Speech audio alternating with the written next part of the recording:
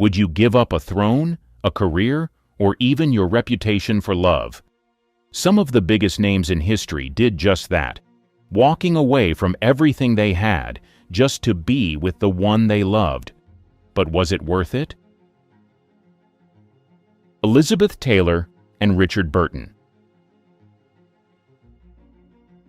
Elizabeth Taylor was already a Hollywood icon. Richard Burton was a powerful actor with a deep voice and a wild charm. When they met on the set of Cleopatra in 1962, sparks flew instantly. There was just one problem: they were both married. Taylor was with Eddie Fisher, the man she had already stolen from America's sweetheart Debbie Reynolds. Burton was married to his wife of 14 years, but that didn't stop them. Their affair exploded into one of the biggest scandals Hollywood had ever seen. On set, they couldn't keep their hands off each other. Off set, they were spotted kissing on a yacht in Italy. The photos hit the tabloids like wildfire. Even the Vatican got involved, calling their relationship erotic vagrancy. Neither of them cared. They divorced their spouses and married in 1964. Their love was intense, passionate, and completely chaotic. They fought hard, drank harder, and spent money like it was nothing. Burton gave Taylor a 69-carat diamond, one of the most famous in the world. She once threw it at him during an argument. They starred in 11 films together, including Who's Afraid of Virginia Woolf, where their real-life battles played out on screen. But love wasn't enough. By 1974, the fighting won. They divorced, only to remarry the next year. That second try didn't last either. In 1976, they split for good. Still, Burton never stopped loving Taylor. He wrote, "You are my breath, my blood, my bones." She kept his love letters until the day she died. Prince Edward and Wallis Simpson. In 1936, Prince Edward was set to be the King of England. He was wealthy, powerful, and had the world at his feet. But when he fell for Wallis Simpson, an American divorcee, everything changed. Wallis was different from the women royal men were expected to marry. She was twice divorced, outspoken, and not from aristocracy. The British government, the Church of England, and even his own family refused to accept her. The problem? Edward didn't care. They met in 1931 at a party. At the time, Wallis was still married to her second husband, but she and Edward quickly became inseparable. When his father, King George V, died in early 1936, Edward became king. Almost immediately, he made it clear. He wanted to marry Wallis. The British government pushed back. As head of the Church of England, Edward wasn't allowed to marry a divorced woman whose ex-husbands were still alive. The pressure mounted. Newspapers hinted at the scandal, and behind palace doors, officials scrambled to stop it, but Edward refused to back down. By December 1936, the crisis hit its peak. Edward had two choices: give up Wallis or give up the throne. He chose love. On December 11th, he gave a speech on live radio. "I have found it impossible to carry the heavy burden of responsibility and to discharge my duties as king without the help and support of the woman I love." His younger brother George VI took the throne, and Edward left England, now just the Duke of Windsor. In 1937, he and Wallis married in a quiet ceremony in France. The royal family didn't attend. Edward had given up everything for her: his crown, his country, and his role in history. They lived in exile for the rest of their lives, banned from royal events. Some say he never regretted it. Others say he died knowing what he lost. Was it love? Was it obsession? Either way, Edward risked it all, and there was no turning back. Ingrid Bergman and Roberto Rossellini. In the 1940s, Ingrid Bergman was Hollywood's golden girl. She was elegant, talented, and beloved. With films like Casablanca and Gaslight, she was at the peak of her career. But in 1949, she risked it all for love, and it nearly destroyed her. At the time, Bergman was married to a Swedish doctor and had a young daughter, but when she met Italian director Roberto Rossellini, everything changed. She admired his work and wrote him a letter saying she wanted to collaborate. He cast her in Stromboli, and that's when the affair began. The problem? Rossellini was also married. Their relationship wasn't just a scandal, it was an international disgrace. When news broke that Bergman was pregnant with Rossellini's child, America turned on her. She was banned from Hollywood. A U.S. senator even called her a powerful influence for evil. Bergman left everything behind, her career, her husband, and even her daughter, to be with Rossellini. They married in 1950 and had 3 children. But the romance that burned so brightly started to fade. Their films flopped, and by 1957 their marriage was over. Still, Bergman didn't disappear. She made a comeback in Hollywood, winning an Oscar for Anastasia in 1956. She later said she had no regrets about following her heart, even if the price was high. She had risked everything for love, her reputation, her career, and her family. And for a time, the world refused to forgive her. But in the end, talent outlasted scandal. Paul McCartney and Linda Eastman. By the late 1960s, Paul McCartney was one of the most famous musicians in the world. As a Beatle, he had millions of fans, endless success, and more money than he knew what to do with. But in 1969, he made a choice that shocked many. He walked away from the rock star lifestyle for love. Linda Eastman wasn't the typical rock and roll girlfriend. She wasn't a model or an actress. She was an American photographer with a passion for music and a mind of her own. When they met in 1967, something clicked. Unlike the wild scene around the Beatles, Linda offered something different: stability, privacy, and real love. Fans weren't happy. Many still held on to the idea that McCartney should be with Jane Asher, his longtime girlfriend before Linda. Others simply didn't like the idea of him settling down. But Paul didn't care. He and Linda married in 1969, just as the Beatles were falling apart. When the band split in 1970, he made another big decision. He left behind the biggest group in music history to start a new life with Linda. Instead of embracing solo stardom, he formed Wings, a band where Linda, who had never played an instrument before, was the keyboardist. Critics mocked her. Some said she was only there because she was his wife. But Paul stood by her, refusing to play without her by his side. They built a life far from the spotlight, raising their kids on a farm in Scotland. No rock star antics, no Hollywood drama, just music, family, and a love that lasted. Unlike so many celebrity marriages, Paul and Linda never had a scandal, a breakup, or a falling out. They were together until Linda passed away in 1998. Frida Kahlo and Diego Rivera. Frida Kahlo wasn't just an artist. She was a force of nature. Bold, unfiltered, and passionate, she poured every ounce of her pain and love into her paintings. Diego Rivera was already a famous muralist when they met.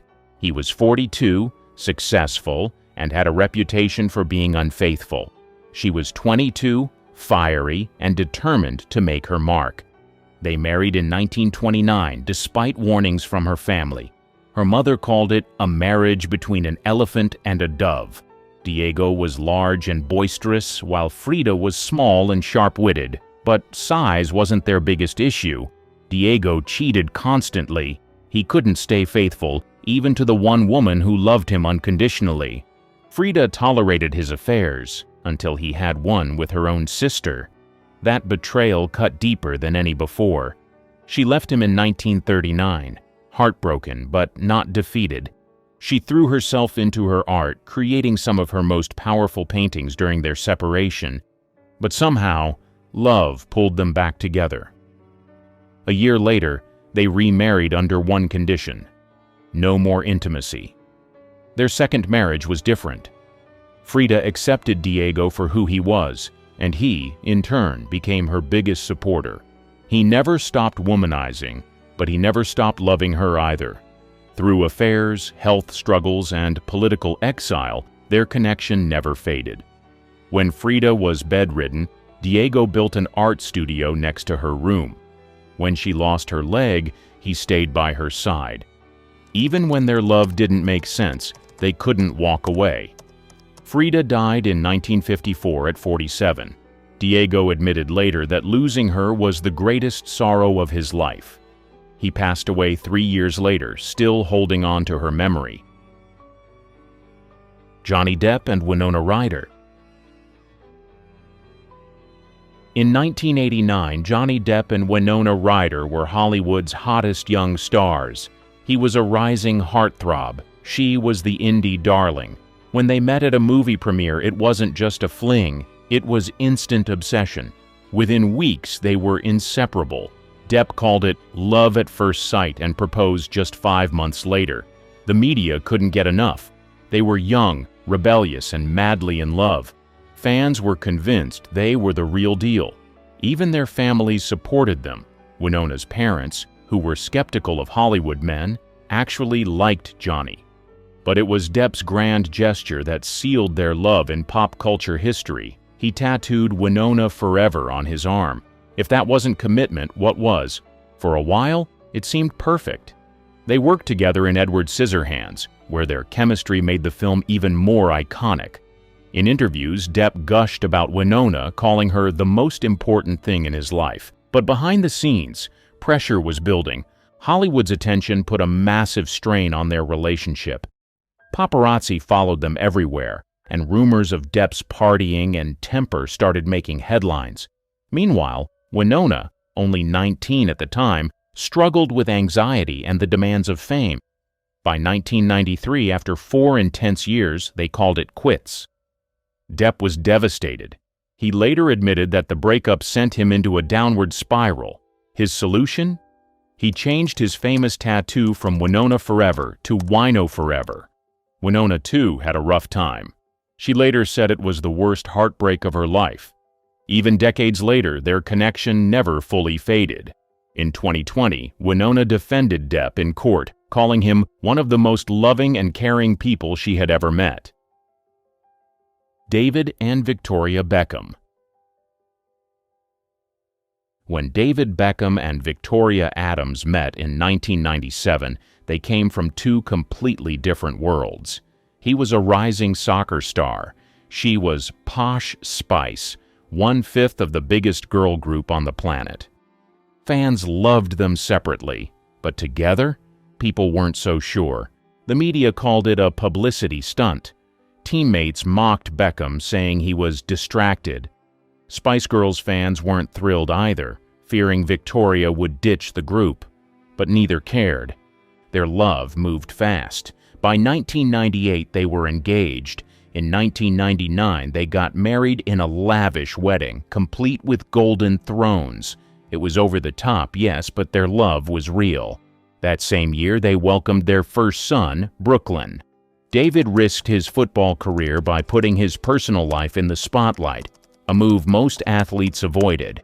Then, in 2003, things got messy. Beckham moved to Spain to play for Real Madrid. Victoria stayed in England with their kids, trying to keep her own career alive. Long distance was brutal. Tabloids exploded with rumors of David's alleged affair with his assistant, Rebecca Luce. The scandal nearly tore them apart. For months, Victoria stayed silent. When she finally spoke, she admitted it had been the hardest time of her life. Most people assumed their marriage wouldn't survive, but instead of walking away, they doubled down. They moved to the U.S. in 2007 when David joined the LA Galaxy, shifting the focus from scandal to success. Victoria rebranded herself as a respected fashion designer, and David became more than a footballer. He became a global icon. Through career changes, constant media attention, and raising 4 kids, they never let go of each other. More than 2 decades later, they're still together. Critics once said their relationship wouldn't last a year. Instead, they built a dynasty. Marilyn Monroe and Joe DiMaggio. Marilyn Monroe was the biggest star in Hollywood. Joe DiMaggio was baseball's greatest legend. When they got together in 1952, they were America's dream couple. But behind the glamour and headlines, their love story was complicated, heartbreaking, and, against all odds, endless. Joe was old school. He valued privacy, loyalty, and quiet devotion. Marilyn was the exact opposite, Hollywood's ultimate bombshell, adored by millions. Their relationship was passionate but full of conflict. Joe wanted a traditional wife, but Marilyn was chasing superstardom. She was constantly working, surrounded by fans, directors, and co-stars. That kind of life didn't sit well with him. They married in 1954, but trouble started almost immediately. The breaking point?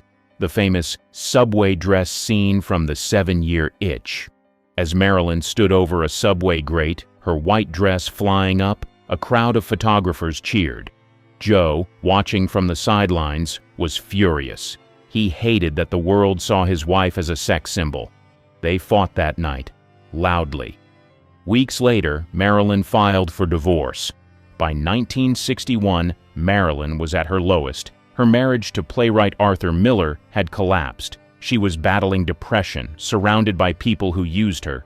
Joe stepped in. He arranged therapy, kept her away from toxic people, and even planned to remarry her. Then, in 1962, she was gone, found dead in her home at just 36. The world was shocked. But no one was more devastated than Joe. He never remarried, never stopped loving her. For 20 years, he had fresh roses delivered to her grave 3 times a week. At his funeral in 1999, his last words were revealed, "I'll finally get to see Marilyn." Brad Pitt and Angelina Jolie. Brad Pitt and Angelina Jolie didn't just fall in love, they set Hollywood on fire. Their relationship wasn't just a romance, it was a full-blown media storm, breaking up a marriage, reshaping careers, and redefining celebrity power couples. Before Jolie, Brad was part of Hollywood's golden couple with Jennifer Aniston. They were polished, adored, and picture-perfect. Then, in 2004, Brad met Angelina on the set of Mr. and Mrs. Smith. She was bold, mysterious, and nothing like Jennifer. Sparks flew. The problem? Brad was still married. For months, both denied anything was happening. But the chemistry on screen was undeniable. Paparazzi swarmed, fans took sides, and when Brad and Jennifer announced their divorce in 2005, the world blamed Angelina. But they didn't care. They became the ultimate power couple. They adopted children, traveled the world for humanitarian work, and turned their fame into activism. Their growing family, 3 biological kids, 3 adopted, became their new identity. Hollywood wasn't just watching their films, they were obsessed with their lives. By 2014, after nearly a decade together, they finally married. It seemed like the risk had paid off. Then, in 2016, it all collapsed. The FBI got involved after an alleged mid-flight argument between Brad and their son. Angelina filed for divorce immediately, seeking full custody. The media frenzy returned, only this time, Brad was the villain. He was investigated for abuse, fought for his children, and saw his public image shattered. Years later, their divorce battle still isn't over. Angelina sold her stake in their French winery. Brad sued her. They barely speak. The couple that once risked everything for love now risks everything to fight each other. Meghan Markle and Prince Harry. Most people dream of becoming royalty. Prince Harry did the opposite. He walked away, and he did it for love. When he met Meghan Markle in 2016, he was one of the most famous men in the world. She was an American actress best known for Suits. Their romance was a fairy tale at first, fast, passionate, and full of grand gestures. By 2018, they were married in a royal wedding watched by millions. But behind the scenes, things were falling apart. From the start, Meghan didn't fit the royal mold. She was outspoken, biracial, and divorced, everything the British press loved to hate. Headlines attacked her daily. She was blamed for everything from breaking royal traditions to creating drama with Prince William and Kate Middleton. Harry watched history repeat itself. He had seen how the press destroyed his mother, Princess Diana, and he refused to let it happen again. In early 2020, he made a shocking decision. He and Meghan were leaving the royal family. The announcement rocked the monarchy. No senior royal had ever willingly stepped away like this. Queen Elizabeth tried to negotiate, but Harry wouldn't budge. He gave up his royal titles, military honors, and financial support. For the first time in his life, he wasn't Prince Harry. He was just Harry. The fallout was brutal. The British media turned on them even harder. His relationship with his family became strained, especially with William. Then in 2021, Meghan and Harry went nuclear, sitting down with Oprah Winfrey for an explosive interview.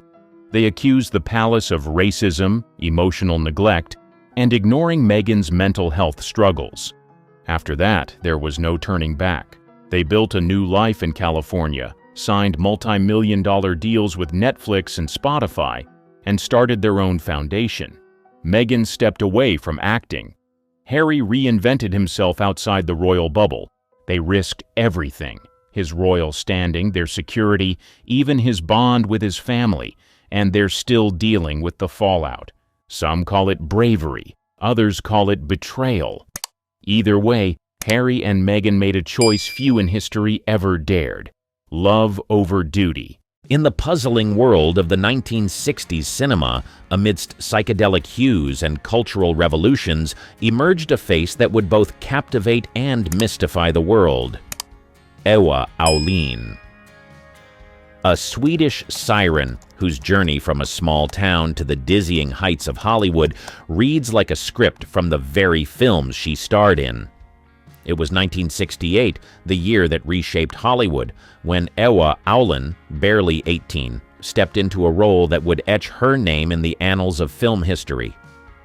Candy, a film that flirted with controversy and seduced the era's rebellious spirit, became the vortex that pulled Aulin into a whirlwind of fame.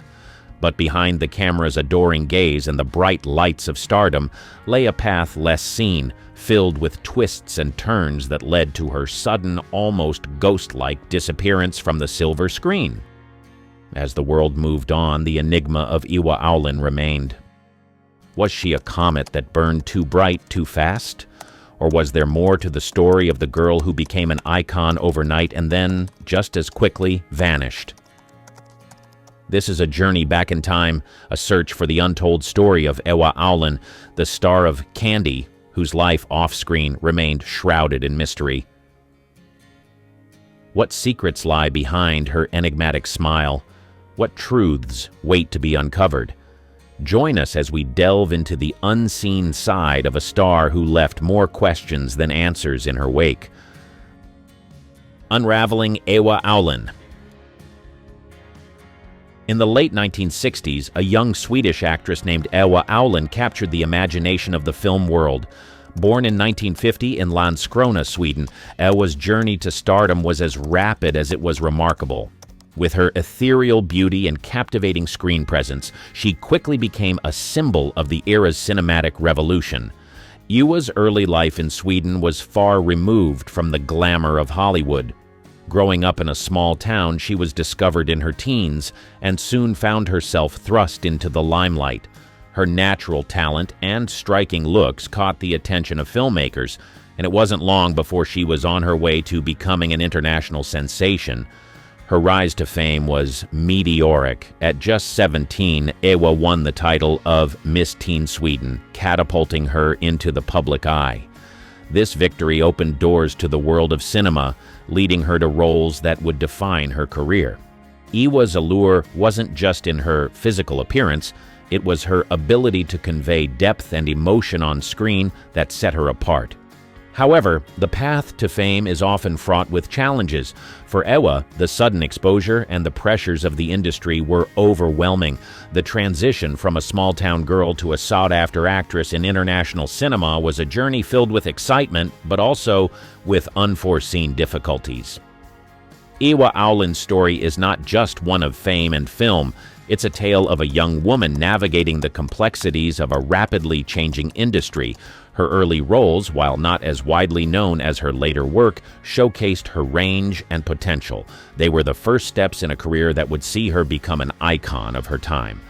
As we unravel the story of Ewa Aulin, we delve into the making of a star.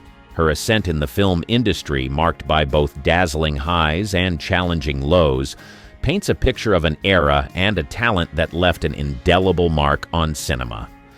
Ewa's story is a testament to the allure and the trials of the film world, a world that she both enchanted and was ultimately disillusioned by. The Candy controversy. The year 1968 marked a pivotal moment in Ewa Aulin's career with the release of Candy, a film that would become synonymous with her name. Candy, based on the novel by Terry Southern and Mason Hoffenberg, was a satirical take on Voltaire's Candide, reimagined in a psychedelic, sexually charged landscape of the 1960s. Aulin, cast in the titular role, found herself at the center of a cinematic storm that would define her career. The film, directed by Christian Marquand, featured an ensemble cast of renowned actors, including Marlon Brando, Richard Burton, and Ringo Starr. Yet it was Ewa, a relatively unknown Swedish actress, who stole the spotlight. Her portrayal of the naive and beautiful Candy Christian was both lauded and criticized. For some, she embodied the free spirit of the era. For others, her character was a contentious symbol of the sexual revolution. Candy was controversial from the start. Its overt sexual themes and irreverent humor pushed the boundaries of mainstream cinema. The film was a bold exploration of sexuality, power, and the absurdity of societal norms. It was this audacity that made Candy a cult classic, but it also sparked debates and backlash.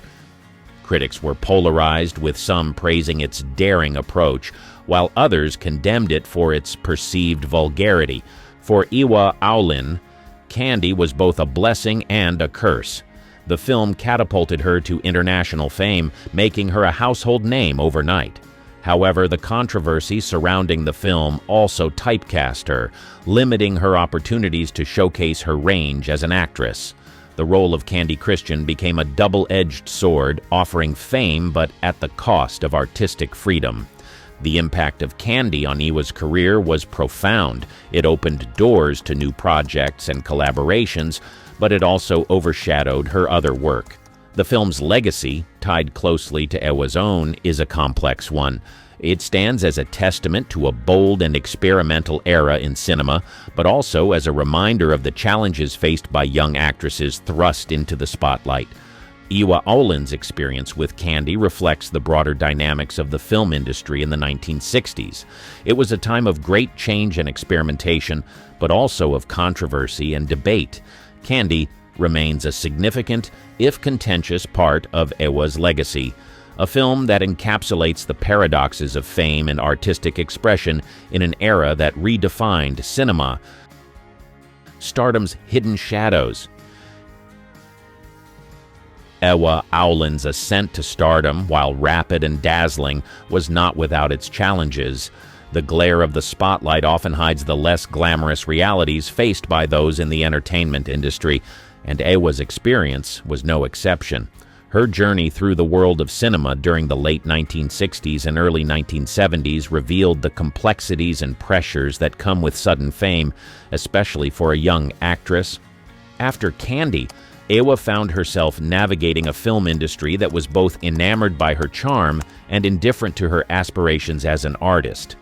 The industry, particularly at that time, was known for its harsh realities, often overshadowed by the glitz of celebrity culture. Young actors, especially women, faced immense pressure to conform to certain roles and expectations. Ewa, with her ethereal beauty and European allure, was often typecast, limiting her ability to explore diverse and challenging roles. The psychological toll of this typecasting and the relentless pace of the industry began to weigh on Ewa. The transition from a teenager in Sweden to an international film star was a whirlwind that left little room for personal growth or reflection. The constant scrutiny, the need to maintain a public persona, and the lack of privacy were aspects of fame that Ewa, like many in her position, found difficult to navigate. Moreover, the film industry of that era was not known for its support of mental health or its sensitivity to the personal struggles of its stars. The focus was often on capitalizing on an actor's current fame with little regard for their long-term well-being. This environment could be particularly challenging for someone as young and inexperienced as Ewa was at the time. Ewa's story is reflective of the broader experience of many young actors thrust into the limelight. The hidden shadows of stardom, the loneliness, the typecasting, the pressure to maintain a certain image are often overlooked in the narratives of glamour and success. Ewa Aulin's journey through the highs and lows of fame provides a poignant insight into the often unseen challenges faced by those in the world of cinema. Her experiences during this period highlight the need for a more supportive and understanding industry, one that recognizes the human element behind the screen. Ewa's career, marked by both remarkable achievements and personal struggles, serves as a reminder of the complex reality that lies beneath the surface of stardom. Beyond the spotlight. Ewa Aulin's career, while marked by significant cinematic achievements, also tells a story of a young woman seeking her identity beyond the confines of the silver screen. As the 1970s progressed, Ewa began to explore life beyond her established persona as a film star. This chapter of her life is less documented, yet it is crucial in understanding the person behind the celebrity. After the whirlwind of Candy and subsequent roles, Ewa started to question her place in the film industry. The constant public scrutiny and the pressures of fame led her to yearn for a more grounded existence. She began to seek a life that allowed her personal growth and exploration, away from the expectations of Hollywood. This period in Ewa's life was marked by a deliberate step back from the limelight. She turned down roles that did not align with her evolving interests and started to pursue a life that was not defined solely by her acting career. This decision was bold, especially considering the momentum she had gained in the industry. However, it reflected her desire for authenticity and her need to carve out a space for herself beyond her public image. Ewa Aulin's move away from the constant glare of the film industry was not just a retreat, it was an exploration of a different kind of fulfillment. It was about redefining success on her own terms and finding contentment beyond the accolades and applause. Her life beyond the spotlight is a powerful narrative of personal resilience and the search for authenticity in a world that often values appearance over substance. Ewa's enigmatic exit. Her departure from the film industry was as enigmatic as her rise to fame. In the mid-1970s, at a time when many expected her career to continue its upward trajectory, Ewa made the unexpected decision to step away from acting. This move sparked curiosity and speculation among her fans and the media, as it seemed to contradict the typical aspirations of a rising star. The reasons behind Ewa's decision to leave the film industry were multifaceted and personal. One factor was her desire to pursue education. Ewa had always valued learning and personal development, and stepping away from acting provided her with the opportunity to focus on her studies. She enrolled in university, a choice that was at odds with the expectations of a Hollywood starlet, but aligned with her personal aspirations. Another aspect that influenced Ewa's decision was her disillusionment with the film industry. The reality of working in cinema, with its relentless focus on image and marketability, clashed with her personal values and aspirations for artistic expression. Ewa sought roles that challenged her as an actress, but such opportunities were scarce, leading to a sense of frustration and a reevaluation of her career path. Rumors and speculation about Ewa's sudden exit abounded. Some suggested that she was overwhelmed by the pressures of fame, while others speculated about possible personal reasons behind her decision. The truth, as is often the case with public figures, was likely a complex combination of personal and professional factors. Ewa's exit from acting was a bold move that left many unanswered questions. It was a decision that reflected her desire for autonomy and her willingness to forge a path that diverged from the expectations of the entertainment industry. Her departure from the film world marked the end of a significant chapter in her life, but also the beginning of a new journey of self-discovery and fulfillment. Ewa Aulin's enigmatic exit from the film industry remains a fascinating aspect of her story. It speaks to the challenges faced by young actors in navigating fame and highlights the courage it takes to make unconventional choices in pursuit of personal authenticity. Her departure from acting is a reminder of the often unseen struggles of those in the limelight and the complex realities behind the facade of celebrity. Lesser-known roles. Ewa Aulin's filmography, while often overshadowed by her role in Candy, includes a variety of lesser-known works that showcase her range and depth as an actress. These roles, though not as widely recognized, offer a glimpse into her versatility and her willingness to explore diverse characters and themes.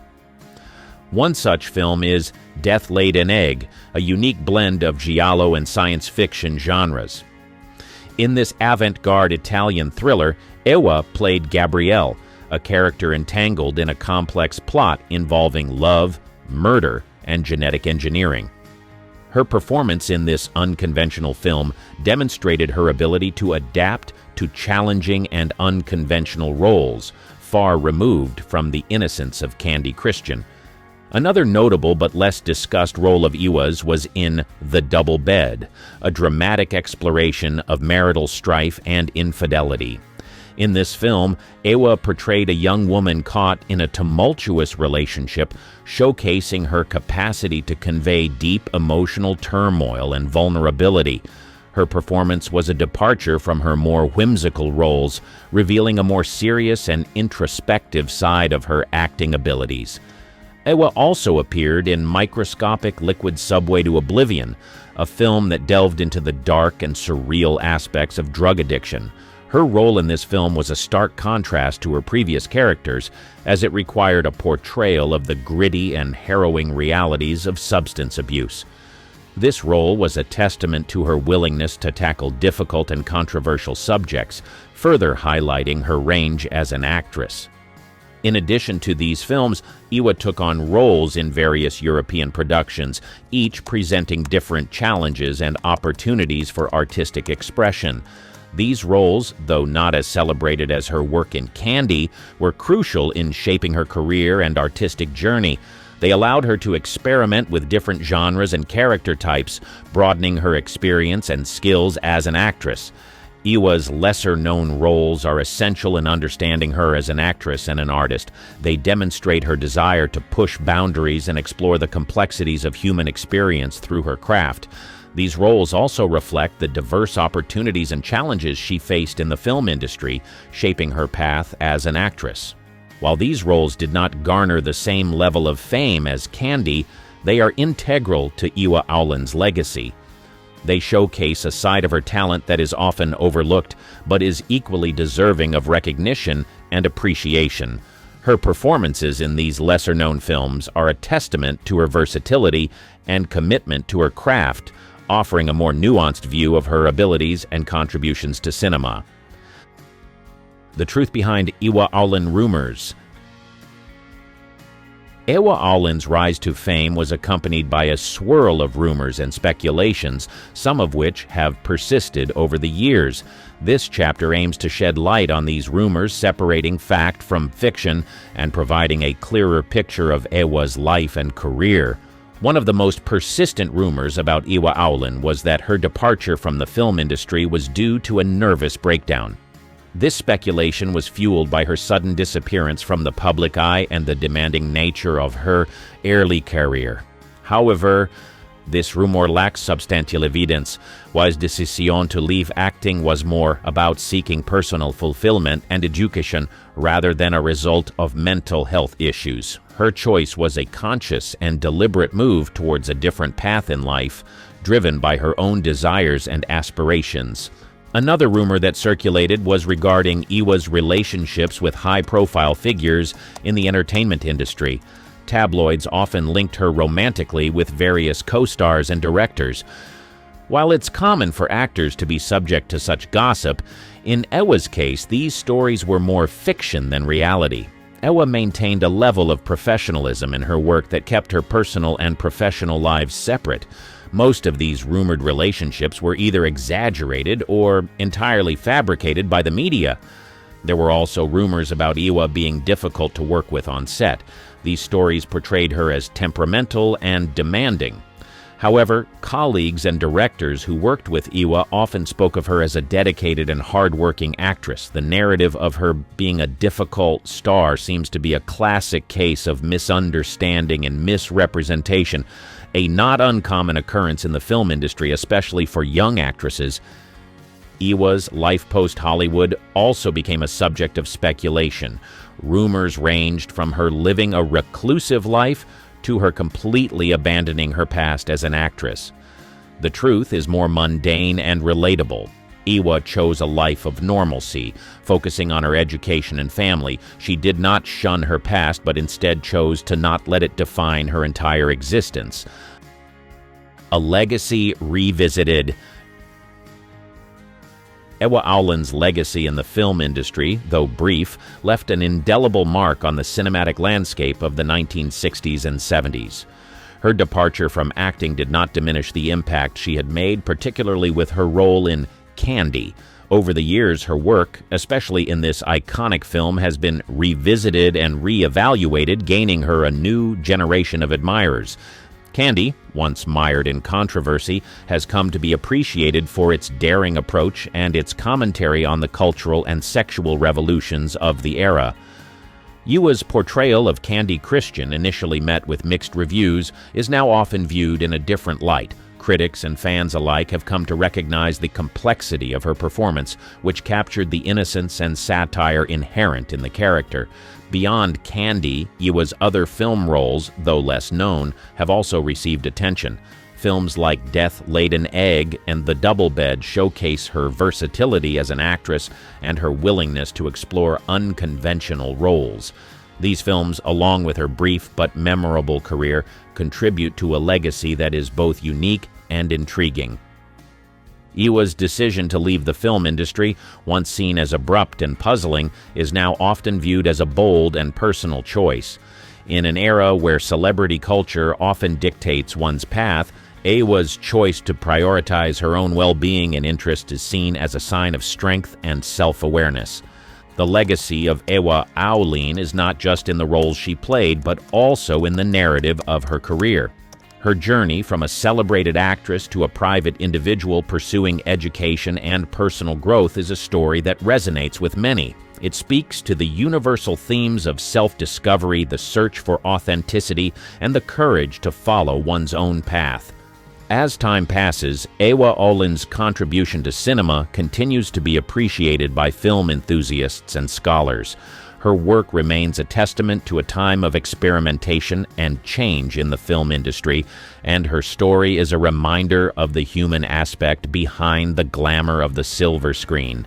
Ewa's legacy, both on and off the screen, continues to inspire and captivate audiences, making her a lasting figure in the history of film.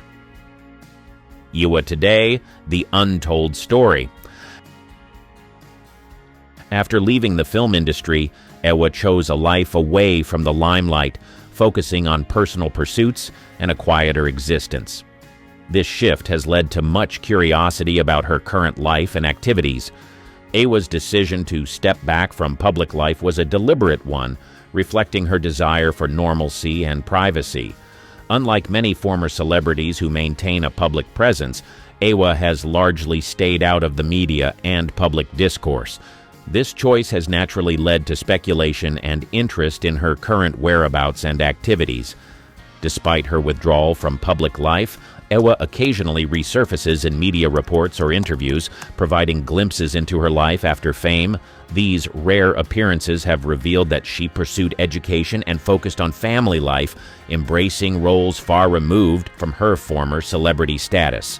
The lack of extensive public information about Ewa's current life has led to a sense of mystery surrounding her. Fans and film historians often express curiosity about her post-Hollywood journey, wondering how she has navigated life after fame. This curiosity is a testament to the lasting impact of her brief but memorable career in the film industry. Ewa Aulin's story today is a narrative of choice and the pursuit of a life defined by personal values rather than public expectations. Her decision to live away from the public eye is a powerful statement about the value of privacy and the right to redefine one's life on one's own terms. Hollywood magic can make anyone a star. But without her glitz, even big names like Cher can look like just another face in the crowd when the makeup comes off. Cher without makeup? It's almost as shocking as seeing her without one of her iconic wigs. Known for her over-the-top glam, bold eyes, and shimmering costumes, Cher has built her brand on always being larger than life. But the moment the makeup comes off, fans have admitted they barely recognize her. One person who spotted her makeup-free in a cafe said they weren't sure if it was really her until they heard that unmistakable voice. Without the glam, Cher is like a completely different person, her fierce, in-your-face attitude replaced with a more mellow, almost laid-back vibe. Gone is the shimmering goddess of pop we know, and in her place is someone who could easily pass for a chic, artsy aunt grabbing her morning coffee. That being said, even without a full face of makeup, Cher's presence is still commanding. She may not be glittering under the spotlight, but she can still capture attention in her own stripped-back way. And that's the beauty of Cher. Whether she's decked out in sequins or keeping it casual, her larger-than-life energy never fully fades. It just takes on a different, quieter form. But if Cher's bare-faced transformation caught you off guard, wait until you hear how Barbra Streisand looks without her usual old Hollywood glam. It's a whole different kind of surprise. She is a legend. No question about it. She's always been known for her sharp, cat-eye makeup, flawless skin, and that timeless old Hollywood glow. On the red carpet, Barbra serves up grace and sophistication, seemingly without effort. But when the cameras aren't flashing and she goes makeup-free, Barbra's look takes a 180-degree turn. Gone is the glamorous, sharp-edged Barbra we all know, replaced by someone who looks far more relatable. More like the cool mom at your local yoga class than a multi-award-winning superstar. Her face, without the defining makeup, softens dramatically. The sharp eyeliner and flawless foundation are gone, revealing a Barbra who looks like she's embracing a casual, makeup-free life in the best way possible. Still, even in her more natural state, Barbra's elegance hasn't disappeared completely. It's just become more low-key and unpolished. Fans may not expect it, but that's exactly why her makeup-free look is so fascinating. The Hollywood icon can trade her glamorous persona for a casual, everyday vibe, and it still somehow works. Speaking of transformations, Dolly Parton without makeup is a revelation you won't believe until you see it. Hold on tight because it's a sight to see. We're talking about the queen of country glam here, the woman who famously said, "It takes a lot of money to look this cheap." Dolly is known for her towering wigs, bold red lipstick, and rhinestone-encrusted outfits, so you can imagine the shock when she steps out without all of that. In those rare moments when Dolly goes makeup-free, she looks almost unrecognizable. Without the sky-high hair and iconic makeup, Dolly's transformation is nothing short of jaw-dropping. Gone is the bedazzled country queen we all know, and in her place is someone who looks like your friendly, down-to-earth neighbor. One fan who managed to spot her makeup-free said, "I couldn't believe my eyes. It was like seeing an entirely different person." And they weren't exaggerating. Dolly, without her usual sparkle, still radiates warmth, but in a more relaxed, stripped-back way. But even though her face might look totally different, Dolly's infectious personality still shines through. She could be bare-faced, in a sweatshirt, and running errands, and she'd still be as lovable as ever. There's something comforting about seeing this softer side of Dolly, like she's just as human as the rest of us. And just as Dolly can switch up her look, Goldie Hawn knows how to keep things radiant. On the red carpet, she's always sporting that famous bubbly smile paired with soft, glowing makeup that makes her look effortlessly youthful and radiant. But when the makeup comes off, it's a completely different story. Some fans have spotted her makeup-free while she's out for a jog or grabbing coffee, and let's just say, her look without glam is refreshingly normal. Goldie isn't hiding behind makeup. She's embracing her natural side. Without makeup, Goldie has a much more laid-back, earthy vibe. She's the kind of person you could picture sipping a smoothie at a beachside cafe, hair tied back, completely at ease. The contrast is so sharp that some fans have said they almost didn't recognize her at first. It's a striking change from her usual Hollywood glow, but it's also incredibly relatable. Goldie may ditch the makeup, but she doesn't lose her charm. In fact, the makeup-free version of her feels even more approachable, like she's just enjoying life without the frills. And that's the thing about Goldie. Whether she's all dolled up or barefaced, she's still the same cheerful, lovable star we've always adored. From Hollywood icons who carry their own light, Meryl Streep shows us how powerful simplicity can be when she ditches her makeup. She is the ultimate Hollywood royalty. Known for her timeless elegance, sharp features, and impeccable style, she's often gracing the red carpet with effortless sophistication. But when the makeup wipes come out and the spotlight dims, Meryl's look transforms entirely. Some fans have even said that without makeup, she looks more like your favorite art teacher than a legendary Oscar winner. Without the signature red carpet makeup, Meryl's appearance is strikingly understated. Gone are the bold lips and flawless foundation. What's left is a softer, more natural side of Meryl that you wouldn't expect to see at first glance. One fan once spotted her grabbing coffee and nearly mistook her for just another customer until they heard that unmistakable voice. She's almost unrecognizable, but that's part of what makes her so intriguing.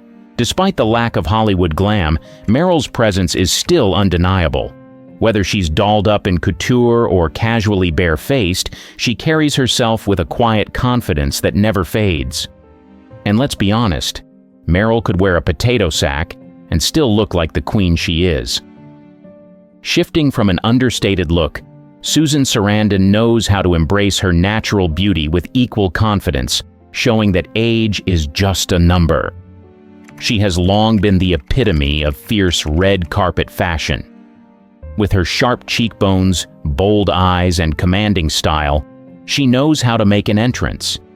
But when she's not making a grand appearance and steps out without makeup, the difference is pretty dramatic. Fans who have seen her makeup-free say she's almost unrecognizable in the best way, like seeing a fierce lioness transform into a laid-back house cat. Without her usual glam, Susan's features soften significantly. Gone is the powerful, camera-ready version of herself, replaced by someone who looks much more approachable, even humble. But here's the thing. While her makeup-free look might shock you at first, it's also a reminder of her natural beauty and confidence. She doesn't need the contour or mascara to stand out. Her personality does that on its own. One thing's for sure, whether she's all glammed up or rocking a bare face, Susan still has that magnetic presence. It's a whole new look, but the charisma is still there, and that's what truly makes her unforgettable. But where Susan leans into a softer look, Sigourney Weaver brings a different energy to the table, showing how strength and simplicity can go hand in hand. As the ultimate on-screen badass, she is always exuding power and strength in her roles and on the red carpet. She's known for her sharp, commanding features, often accentuated with strong makeup that makes her look like she's ready to take on aliens or run a corporation. But when the makeup comes off, Sigourney's transformation is stunningly different. Without her usual bold makeup, Sigourney's face takes on a much softer, almost delicate quality. It's like watching a superhero take off their cape and blend into the crowd. One fan who spotted her makeup-free at an art gallery described her as completely different, almost shy-looking.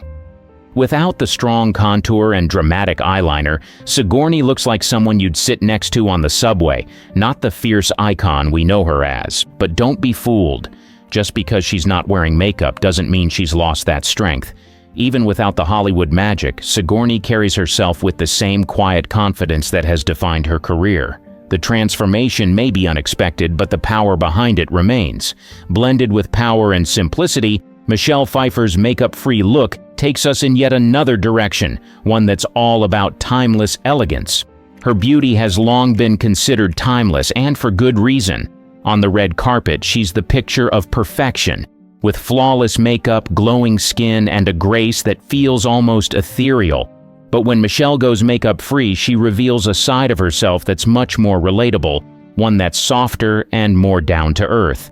Without the high glam makeup, Michelle's natural beauty shines through in a completely different way. Her features may soften, but they don't lose their elegance. In fact, some would argue she looks even more stunning without all the Hollywood polish. It's as if Michelle doesn't need the makeup to impress. Her beauty, much like her talent, stands on its own. Seeing Michelle without makeup is a reminder that true beauty isn't just about a flawless face or the perfect winged eyeliner. It's about confidence, and Michelle has that in spades. She may be bare-faced, but she's still every bit the Hollywood icon.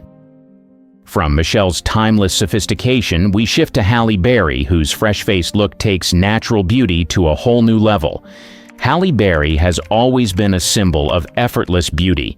Whether she's on the red carpet or starring in action-packed films, her flawless skin and perfectly applied makeup make her look like she just stepped out of a beauty commercial. But take away the makeup, and Halle's transformation is shockingly subtle in the best way possible. Without foundation or contouring, her face softens, but that undeniable elegance, it's still there, just more down to earth. When Halle steps out makeup-free, she radiates a kind of natural beauty that's refreshing. She's no longer the red carpet goddess, but rather someone who looks like she's about to hit the gym or take a peaceful morning hike. And what's impressive is how comfortable she looks in her bare-faced appearance. There's no sign of hiding behind cosmetics. Halle is simply herself, proving that beauty isn't always about glam, but about confidence. That's what makes her transformation so captivating. But moving on from Halle, we have someone who's known for a very different approach to makeup, Drew Barrymore, whose charm remains strong whether she's all dolled up or embracing her fresh-faced look. She is like that one friend who can switch from bold lipstick to bare skin without missing a beat. On the red carpet, Drew's often seen with playful makeup, showing off bold lips and sparkling eyes. But off-duty Drew? She's all about embracing her freckles and rocking that fresh-faced, no-makeup look. The best part? She's proud of it. Drew is known for posting makeup-free selfies, where she encourages her fans to love their natural selves. Without makeup, Drew's face tells a completely different story. It's all freckles and natural glow, making her look so much more approachable and carefree. She's not hiding anything. If anything, she's showcasing the side of herself that's real and unfiltered. The makeup-free Drew feels more playful, more relatable, like someone you'd want to hang out with on a casual Saturday. And we take a turn to a star who made headlines when she swore off makeup altogether, Alicia Keys. She stunned the world in 2016 when she announced she was done with makeup, permanently. Known for her bold makeup looks earlier in her career, Alicia decided to ditch the cosmetics and embrace her natural beauty. Her reason? She wanted to break free from societal expectations and feel comfortable in her own skin. The result? A radiant, glowing Alicia who proves that less is definitely more. Alicia's no-makeup look is more than just a beauty choice, it's a statement. Without foundation, eyeshadow, or even lipstick, Alicia's skin shines through with a healthy, natural glow. She's not just showing the world that she's beautiful without makeup, she's owning it. For Alicia, this isn't just about ditching glam. It's about empowering herself and others to embrace their natural selves. And honestly, it's hard not to be inspired by her decision. Shifting to someone who balances both glam and simplicity with ease, none other than the clean living advocate herself, Gwyneth Paltrow. Her lifestyle brand, clean beauty advocacy and emphasis on wellness make her no stranger to natural looks. Known for her effortless red carpet appearances, Gwyneth is often seen with subtle, understated makeup that highlights her natural beauty. But when she decides to go completely makeup-free, it's a whole different kind of glow. Without any makeup, Gwyneth's look strips away the Hollywood polish and reveals a more grounded, down-to-earth version of herself. She looks like someone who just finished a sunrise yoga session or a long meditation, radiating health and calm. It's no surprise considering her dedication to clean living, but seeing her in such a natural state still feels like a rare glimpse behind the curtain. She looks comfortable and serene, proving that you don't need contouring to look effortlessly chic. Over from wellness and ease, we've got a star who's known for her dramatic, bold transformations, Lady Gaga. She is the queen of over-the-top glam. From the moment she burst onto the scene, she's been known for her theatrical makeup, bold eyes, and extravagant looks that make her one of the most unique stars in Hollywood. But when the makeup comes off, Gaga's transformation is almost as dramatic as her onstage persona, but in a completely different direction. Without makeup, Lady Gaga, Stephanie Germanotta, looks so radically different that you might not even recognize her. The glitter and lashes are gone, leaving behind someone who's all about understated simplicity. Her bare-faced look reveals softer features, and there's something refreshing about seeing her without the layers of glam. But even without the bold makeup, Gaga's inner artistry still shines through. She may not be decked out in glitter, but she's still radiating confidence in her most natural state. And from Gaga's bold shift to bare-faced, we head over to someone else from a famous glam dynasty, Kylie Jenner, who is almost synonymous with makeup. She is practically the face of the makeup industry. As the founder of Kylie Cosmetics, she's built an empire on contouring, bold lips, and flawless skin. Her perfectly sculpted face has become her signature look, but when Kylie steps out without makeup, it's a whole different story. Without her famous lip kits and sharp contour, Kylie looks almost unrecognizable, a version of her that's much softer and far more natural than fans are used to seeing. But don't get it twisted. Kylie still owns her look, makeup or not. Remember her iconic line, "I just didn't realize I needed lipstick until I found it"? Well, it's clear she knows the power of makeup, but without it, she proves that she's got natural beauty to back it up. When she's makeup-free, Kylie looks much younger, with her features softened and her skin looking fresh. It's a striking difference from her carefully curated glam, showing fans that Kylie Jenner doesn't need layers of makeup to look stunning, she just chooses to wear it. Moving from the beauty empire, let's look at her sister Khloe Kardashian, who has her own surprising makeup-free reveal. She is all about the glam. From her meticulously contoured cheeks to her sharp brows, Khloe's makeup game is always on point. But when she steps out without makeup, it's a completely different story. Without the heavy contouring and dramatic lashes, her face softens dramatically. In fact, Khloe's natural look has even surprised some fans who aren't used to seeing her without her polished Instagram persona. One thing's for sure, without makeup, Khloe looks much more laid back and approachable, almost like someone you'd bump into at a local yoga studio. It's a sharp contrast to the perfectly polished version we usually see on social media. But even in her bare-faced moments, Khloe's confidence still shines through. She's often spoken about body image and beauty standards, and her makeup-free look shows that she's comfortable in her own skin, glam or not. Forget softened transformation, and we have Adele, who shows us a completely different side when the makeup comes off. Her makeup is often as iconic as her voice. Her sharp cat eye, bold lips, and classic Hollywood glam have defined her public image for years. She's the queen of retro glam, and whether she's belting out soulful ballads or accepting awards, Adele's look is always polished to perfection. But when Adele steps away from the spotlight and ditches the makeup, the transformation is nothing short of stunning. Without her signature eyeliner and striking lipstick, Adele's face takes on a much softer, more relaxed appearance. Her features, often highlighted by dramatic makeup, seem more delicate, giving her a down-to-earth vibe that fans rarely see. It's almost as if she's stepping out of her onstage persona and into a more intimate, personal space. And while the bold makeup might be gone, what remains is Adele's natural radiance, which is equally captivating. Interestingly, Adele has often spoken about how she uses makeup as a form of self-expression rather than a necessity. In her own words, "I love makeup, I'm not ashamed of it, but it's also not who I am all the time." This sentiment perfectly captures her makeup-free transformation.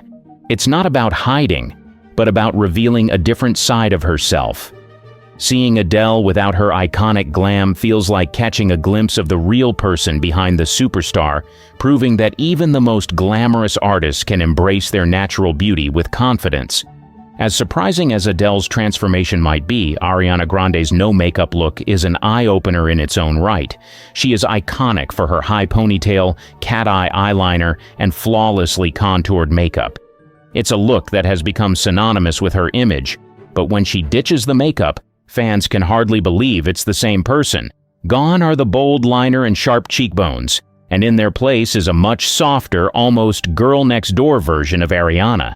Fans who've seen Ariana without her signature glam are often surprised by just how different she looks. But true to her personality, Ariana is all about keeping it real. As she once said, "Be happy being you." And her makeup-free look reflects that mantra perfectly. With clear skin and a natural glow, she shows that even without the full glam squad, she can still command attention. She, who has mastered the art of natural beauty with her effortless style, Zendaya is a master of transformation, switching effortlessly from high-glam red carpet looks to makeup-free beauty with ease. Known for her edgy fashion sense and daring makeup choices, Zendaya often stuns with her bold looks. But when she dials it back and goes makeup-free, her natural beauty takes center stage. Zendaya has always been one to embrace authenticity, famously saying, "My beauty is my own." And when she's makeup-free, that confidence radiates even more. Her soft features, clear skin, and relaxed style show a more grounded side of the star, and her fans love her for it. Whether she's serving high-fashion looks or rocking a bare face, Zendaya always owns her beauty. She's proof that you don't need makeup to make a statement. You just need confidence. Barbie Benton, a name synonymous with glamour, a face that graced magazine covers, and a life wrapped in the sparkle of Hollywood's golden era. Yet behind the sequins and smiles lies a trail of secrets and stories untold, whispers of a life far more intricate than the public ever glimpsed. What hidden depths lie beneath the image of this entertainment world's darling, and how did a girl once known for her beauty become an unsung architect of her own destiny? Hidden chords of fame. Before the flashing cameras and the glitz of stardom, Barbie Benton harbored a passion that struck a chord quite literally: music. While the world fixated on her beauty and her ties to the Playboy empire, few knew that Barbie's first love was the melody and harmony of song. Her musical journey began long before the fame, in the quiet corners of her adolescence, where she honed her skills on the piano and guitar, crafting the foundation of what would become a significant yet overshadowed part of her career. In the early 1970s, Barbie's vocal talents came to light as she serenaded audiences on television, showcasing a sultry voice that was as captivating as her image. With a mind young and wild, and a body that the devil... She released several albums, and while her musical career may not have reached the dizzying heights of her modeling, it was a testament to her multifaceted abilities. Songs like Brass Buckles and Ain't That Just the Way charted internationally, hinting at the depth of talent beneath the surface. But music was more than just a career path for Barbie. It was an escape, a way to express her inner world, and a realm where she held the reins. Behind the studio doors, she was not just a performer, but a creative force, involved in the songwriting and production processes. Her music spoke of love and life, infusing country with pop, and it carried the authenticity of her experiences. Her collaborations with artists like Dolly Parton and Glen Campbell added layers to her musical persona, positioning her within a network of country legends, yet she remained an enigma, her music career a hidden gem overshadowed by her more publicized endeavors. As we delve deeper into the life of Barbie Benton, stay tuned for the next reveal, how a young woman known for her appearances in the pages of Playboy and on arm of its mogul quietly influenced one of the most iconic brands of the 20th century. The Mansion Whisperer inside Barbie Benton's influence on the Playboy empire. Barbie Benton's name is often whispered in the same breath as the Playboy Mansion, yet few understand the gravity of her influence within its legendary walls.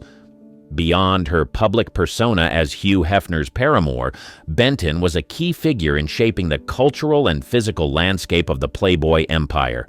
It was Barbie who, in the early 1970s, discovered the sprawling estate that would become the Playboy Mansion West.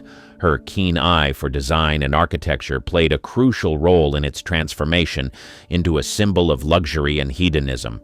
But her influence didn't stop at mere aesthetics. She left an indelible mark on the ethos of the brand. With her sophisticated taste and understanding of the era's zeitgeist, she helped guide Hefner's vision, turning Playboy into a bastion of the sexual revolution. Her involvement in the mansion's legendary events is part of the untold tapestry of her life. Benton didn't just attend these extravagant gatherings. She helped orchestrate them, ensuring that each party was more than just a night of revelry but an event that encapsulated the spirit of an era. From the grotto to the game room, her touches are evident, though seldom credited. Yet, there's a side to this story that remains shrouded in mystery.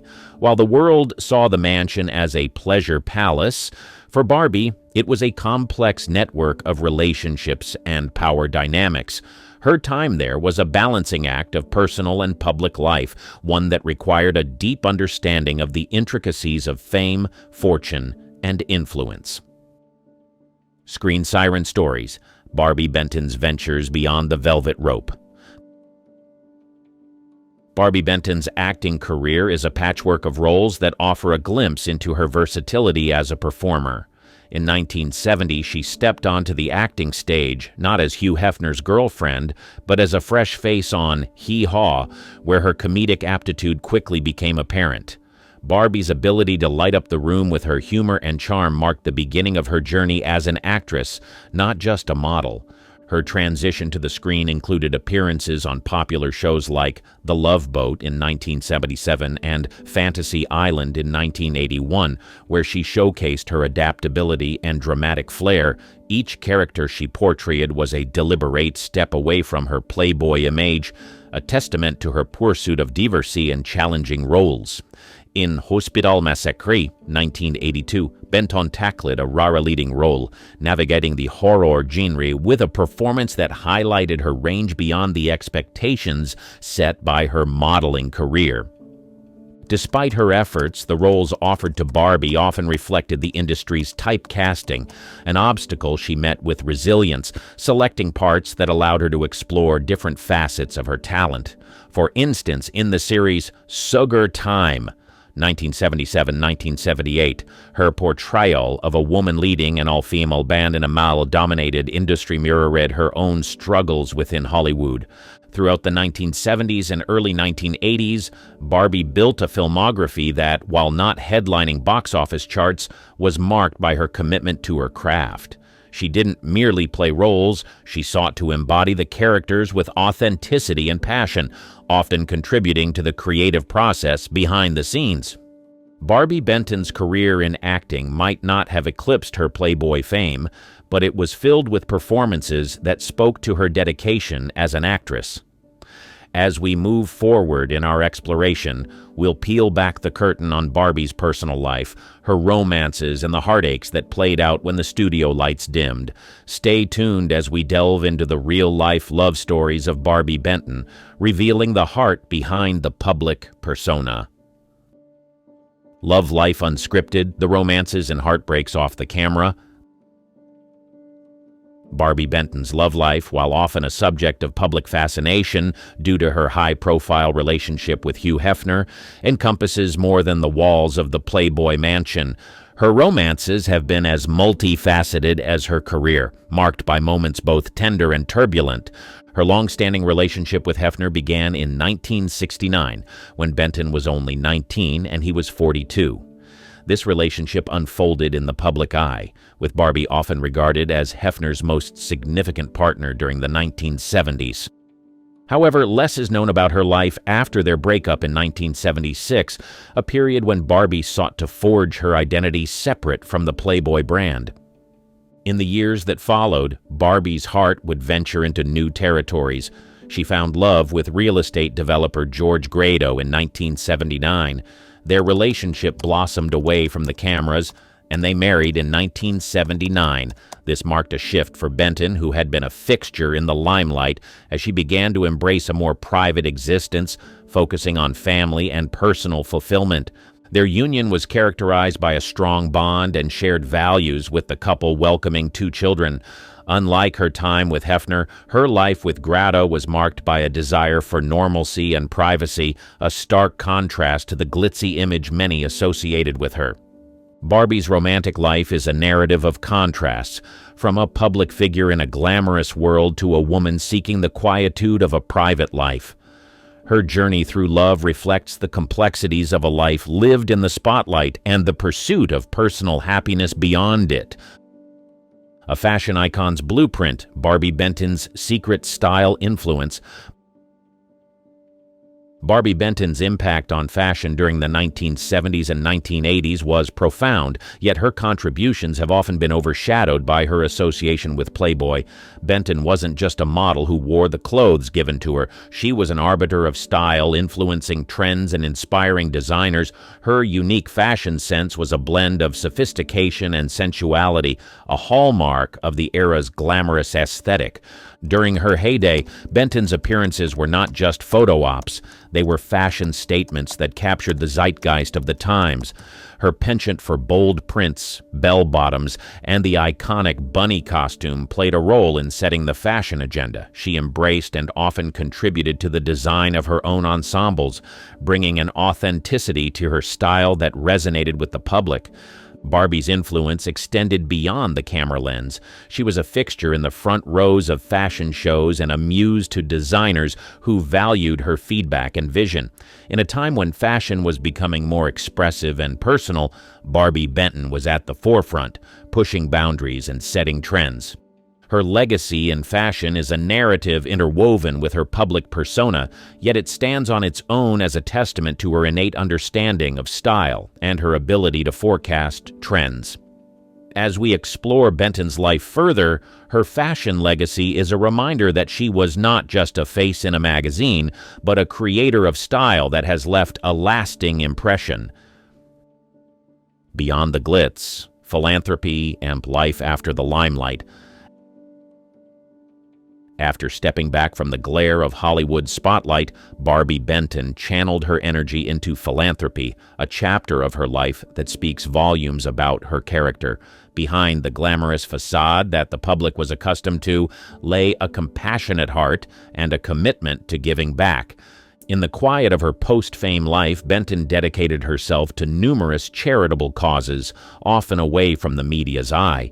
She lent her support to organizations focused on children's health and education, recognizing the power of her platform to effect positive change.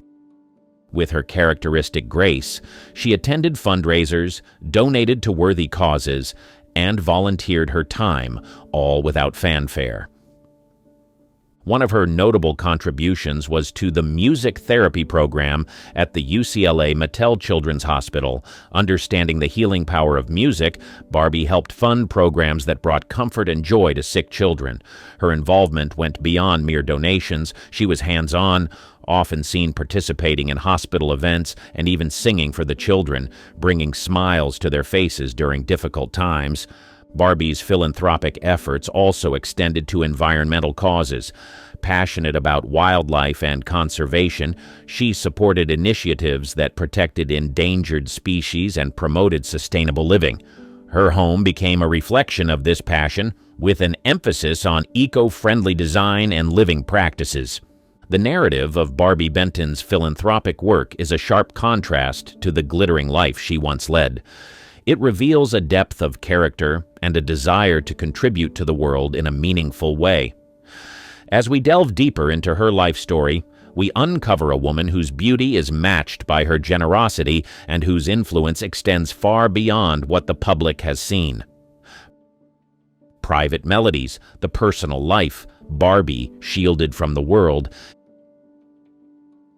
In the symphony of Barbie Benton's life, there are melodies that remained private, harmonies that echoed behind closed doors, away from the public's prying eyes.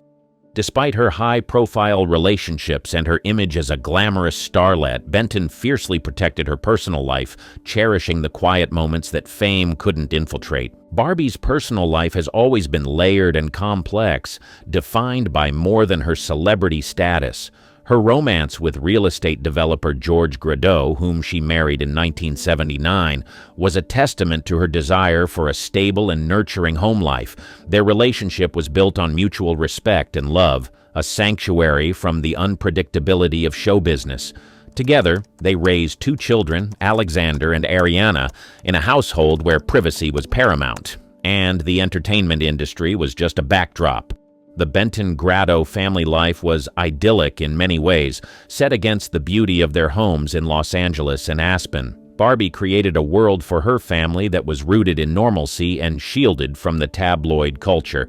She was a hands-on mother, involved in every aspect of her children's upbringing, from school plays to equestrian events, ensuring they had a grounded and well-rounded childhood.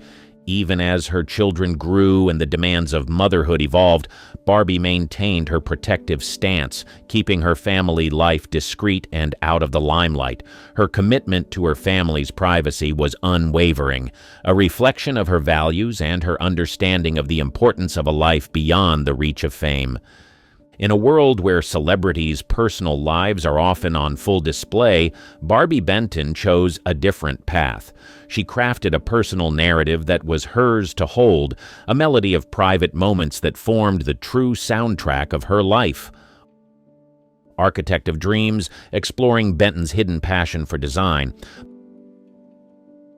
Barbie Benton's artistic talents extend beyond the stage and screen, manifesting in a less public yet profoundly impactful realm, architectural and interior design. Benton's penchant for design is not widely known, yet her work in this field showcases the same creativity and attention to detail that she brought to her entertainment career.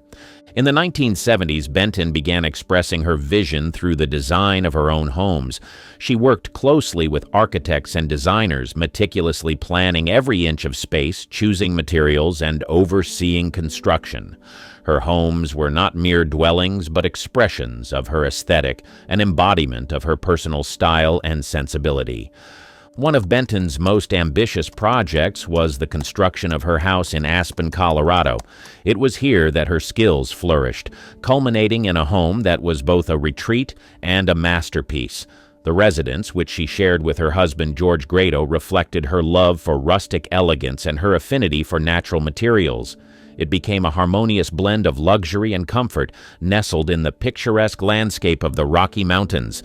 Benton's approach to design was holistic. She believed that a home should be a sanctuary, a place that reflects the soul of its inhabitants. Her design philosophy centered around creating spaces that were not only visually stunning but also functional and inviting. Each room told a story, with carefully curated pieces, custom furniture, and art that spoke to her eclectic taste. Her design work has been recognized in several publications, highlighting her talent for transforming spaces into works of art. Benton's legacy in design is a testament to her multifaceted abilities and her relentless pursuit of beauty in all its forms. Barbie Benton may be best remembered for her time in front of the camera, but her work as a designer reveals another dimension to her character. As we continue to explore the layers of Benton's life, we witness a woman whose artistic vision knows no bounds and whose passion for design has left a lasting imprint on the world of architecture. The Wellness Advocate, Barbie's Secret Health and Wellness Journey. Barbie Benton's journey through the realms of health and wellness is a facet of her life that remained largely away from the headlines. Yet it is within this sphere that she has perhaps made some of her most impactful contributions. Benton's advocacy for wellness reflects her commitment to a holistic lifestyle, embodying the principles of mind-body harmony long before they became mainstream. Her exploration into wellness began as a personal mission, spurred by the health challenges faced by herself and those close to her. This quest led her to delve into the intricacies of nutrition, alternative medicine, and the healing arts. Benton's passion for wellness was not just about her own well-being, it was about sharing her knowledge and resources to help others lead healthier lives. Benton became a proponent of preventative health, emphasizing the importance of natural foods, regular exercise, and mental health awareness. She practiced what she preached, embodying a lifestyle that balanced physical activity with spiritual well-being. Her home in Aspen became a sanctuary where organic gardening and yoga were part of the daily routine. Her advocacy extended to her public life as well. Benton used her platform to raise awareness about health issues, particularly those affecting women. She supported health charities and campaigns, participated in wellness events, and spoke openly about her health philosophy, inspiring her fans to prioritize their well-being. Behind the scenes, Benton was instrumental in championing causes related to health education and access to natural health resources. She quietly contributed to wellness programs and supported initiatives that aimed to bring holistic health practices to a wider audience. The narrative of Barbie Benton as a wellness advocate is a compelling chapter in her life, showcasing a woman dedicated to nurturing the well-being of herself and others.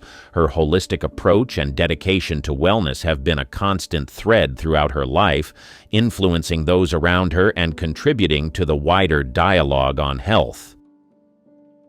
Legacy in the shadows: the influences and contributions overlooked by fame.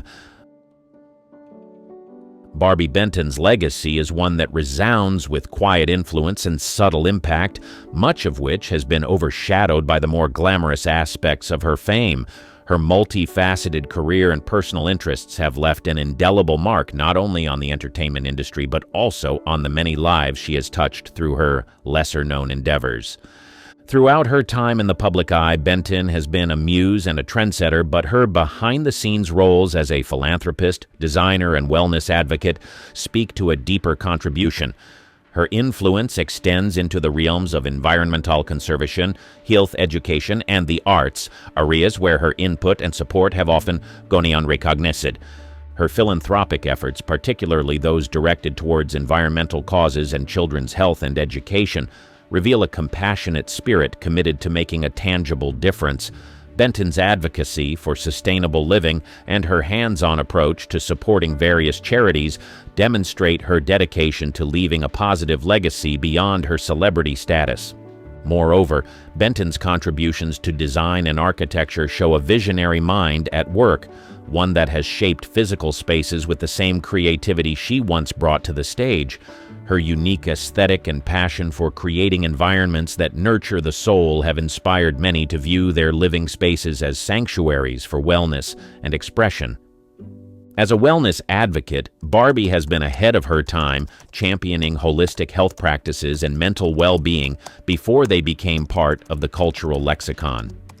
Her commitment to leading a balanced life and encouraging others to do the same has had a ripple effect, contributing to the growing awareness of the importance of health in all its dimensions. Barbie Benton's legacy is rich and varied, with many of her contributions remaining in the shadows yet profoundly influential. As we wrap up our exploration of her life, we are reminded that fame is but one part of a person's story. The true measure of impact is found in the quiet moments, the generous acts, and the creative endeavors that resonate with people's lives long after the spotlight fades. Hollywood loves a good love story, but when it comes to Susan Sarandon, the line between fact and fiction is blurrier than ever. Today we cut through the noise and bring you the real story of her love life. From her storied past to her bold revelations, find out what Susan has to say about the affairs that have kept tabloids buzzing, the emergence of the rumors. Celebrated for her roles in films like Thelma and Louise and Dead Man Walking, Susan Sarandon often found herself in the spotlight. In the late 1980s and early 1990s, her love life became a significant topic of public interest. In 1988, while filming Bull Durham, she met Tim Robbins. Their on-screen chemistry blossomed into a real-life romance, captivating fans and media alike. Their relationship, lasting over 2 decades, was high profile in Hollywood. The couple had 2 sons, Jack and Miles, and appeared to be a perfect match. Their decision not to marry fueled constant media speculation and scrutiny. Despite a relatively stable personal life with Robbins, rumors about other alleged affairs began to circulate. In the early 1990s, whispers linked her to other co-stars and prominent Hollywood figures. These rumors often lacked substantiation, but persisted due to her celebrity status. In 1999, while starring alongside Paul Newman in Twilight, tabloids speculated about a possible fling, despite both being in committed relationships. Newman, a longtime friend, dismissed the rumors as typical Hollywood nonsense. By the early 2000s, gossip continued unabated. In 2003, she and Robbins attended the Cannes Film Festival, where their interactions with various celebrities led to another round of rumors. Sources close to the couple dismissed these stories as completely unfounded. In 2009, their separation after 23 years together fueled even more speculation.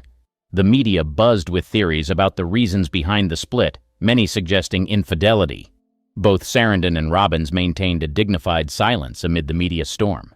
As Sarandon continued her successful career in films like Cloud Atlas and The Lovely Bones, the rumors persisted.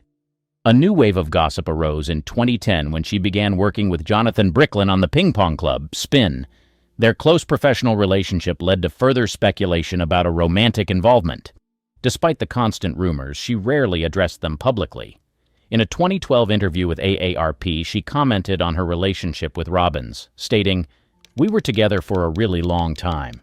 It's an incredible thing to have a family with someone." Sarandon's early relationships. Before the media frenzy surrounding her later years, Susan Sarandon's early relationships set the stage for the public's fascination with her love life.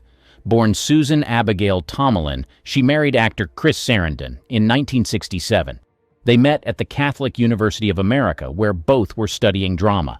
Their marriage lasted until 1979, during which time she adopted his surname, keeping it even after their divorce. During the late 1970s, Sarandon's career began to take off with roles in films like The Rocky Horror Picture Show, 1975, and Pretty Baby, 1978. Around this time, rumors started to emerge about potential off-screen romances. One significant relationship was with director Louis Malle, whom she met while working on Pretty Baby. Although their relationship was professional, it fueled speculation in the tabloids. Post-divorce, she briefly dated actor Sean Penn in the early 1980s. The relationship was kept relatively private, with little media coverage compared to her later relationships.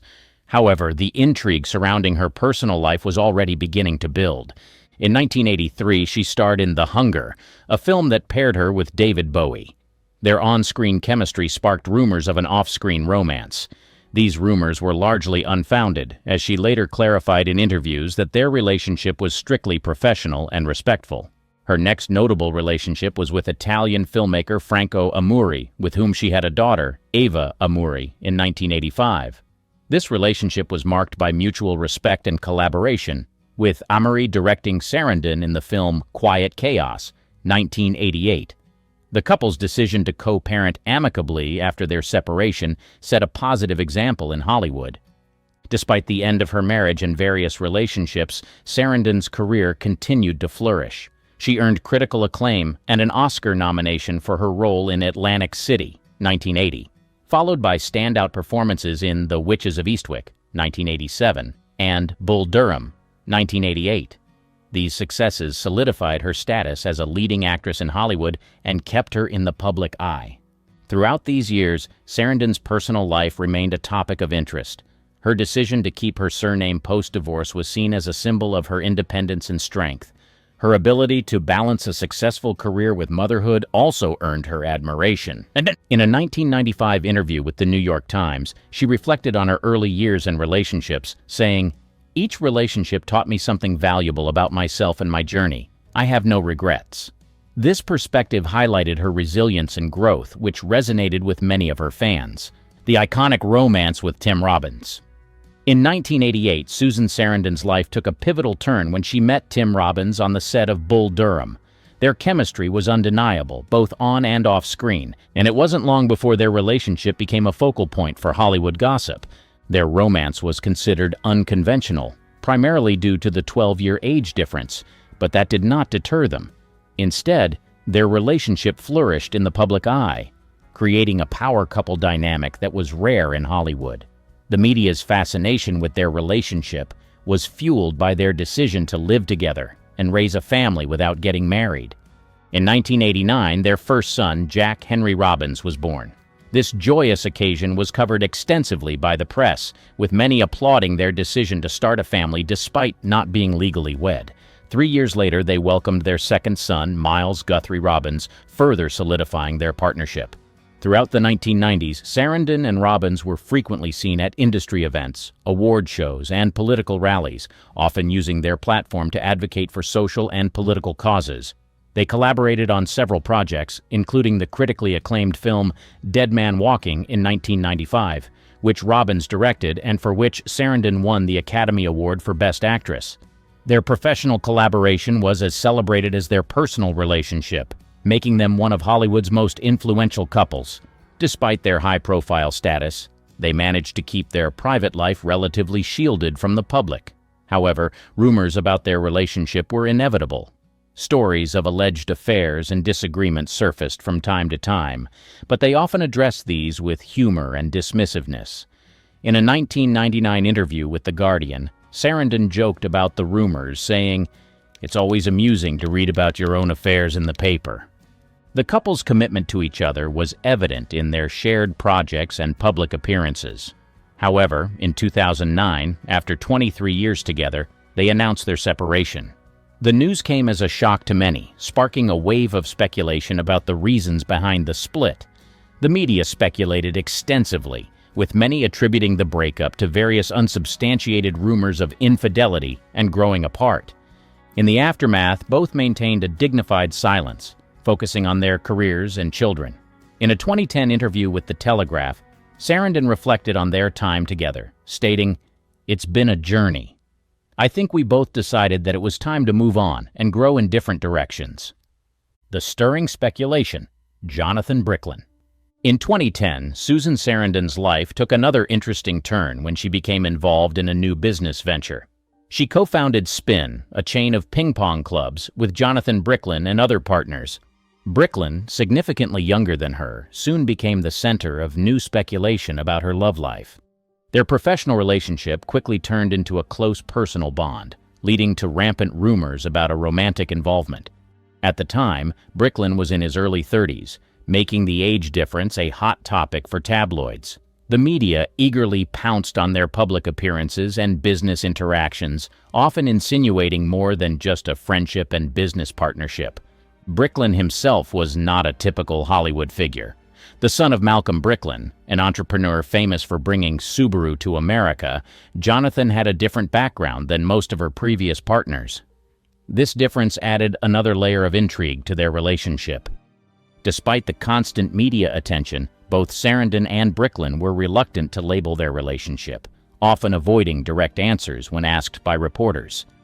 In a 2014 interview with the Daily Beast, Sarandon addressed the rumors, stating, "I don't think there's anything odd about our relationship. I think we're in each other's lives for the right reasons." This quote did little to quell the gossip, as media outlets continued to speculate about the nature of their bond. The pair were often seen together at spin events, red carpet appearances, and social gatherings, feeding the rumor mill. Despite this, they maintained a professional demeanor, focusing on their shared passion for promoting spin. Their collaboration brought ping pong into the spotlight, transforming it from a casual pastime into a trendy social activity. In 2015, during an appearance on The Ellen DeGeneres Show, Sarandon mentioned her relationship with Bricklin without giving away too much detail. She described him as a very special person in her life, but did not confirm nor deny the romantic speculations. This ambiguity only fueled more curiosity and media attention. Their dynamic was further complicated by Sarandon's candid discussions about her views on love and relationships. She often spoke about the fluidity of relationships and the importance of personal growth. In a 2016 interview with AARP, she said, "I don't think relationships should be static. People grow and change, and it's important to allow each other the space to do that." Despite their close relationship, Sarandon and Bricklin eventually parted ways. By 2018, reports indicated that they had amicably separated, choosing to focus on their individual paths. Hollywood and gossip, the pressure cooker. Her career has long been intertwined with the relentless scrutiny of Hollywood gossip. This environment has often amplified personal details, turning them into public spectacles. The media's obsession with her love life is emblematic of a broader cultural fascination with celebrity relationships. Throughout the 1990s and 2000s, tabloids thrived on sensational headlines. For Sarandon, this meant constant speculation about her personal relationships. Every public appearance, co-star interaction, and personal decision was fodder for the gossip mills. This relentless attention created an atmosphere where maintaining privacy was nearly impossible. One of the most notable aspects of this pressure cooker environment is the persistence of rumors, even in the absence of concrete evidence. The media often clings to the slightest hint of scandal, perpetuating stories that may have little basis in reality. For instance, her interactions with younger co-stars and business partners were regularly blown out of proportion. Hollywood's culture of gossip is also fueled by the industry's competitive nature. Publicists, agents, and even peers sometimes contribute to the rumor mill, either intentionally or inadvertently. For Sarandon, who has always been candid about her views on love and relationships, this environment was particularly challenging. Her openness often led to misinterpretations and exaggerated stories. In a 2006 interview with Vanity Fair, she commented on the constant speculation, saying, "People love a good story, and sometimes the truth isn't as interesting. I've learned to take it with a grain of salt." The pressure cooker environment of Hollywood also impacts the relationships themselves. The intense scrutiny constrain even the strongest partnerships. For Sarandon and Robbins, maintaining a sense of normalcy amidst the chaos was crucial. They often shielded their children from the public eye and focused on their shared values and interests. Post-separation, the gossip machine didn't slow down.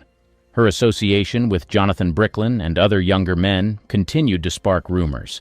Each new project or public appearance was analyzed for potential romantic undertones, perpetuating the cycle of speculation. The turning point. Susan speaks out. In 2014, Susan Sarandon reached a breaking point with the constant speculation about her personal life.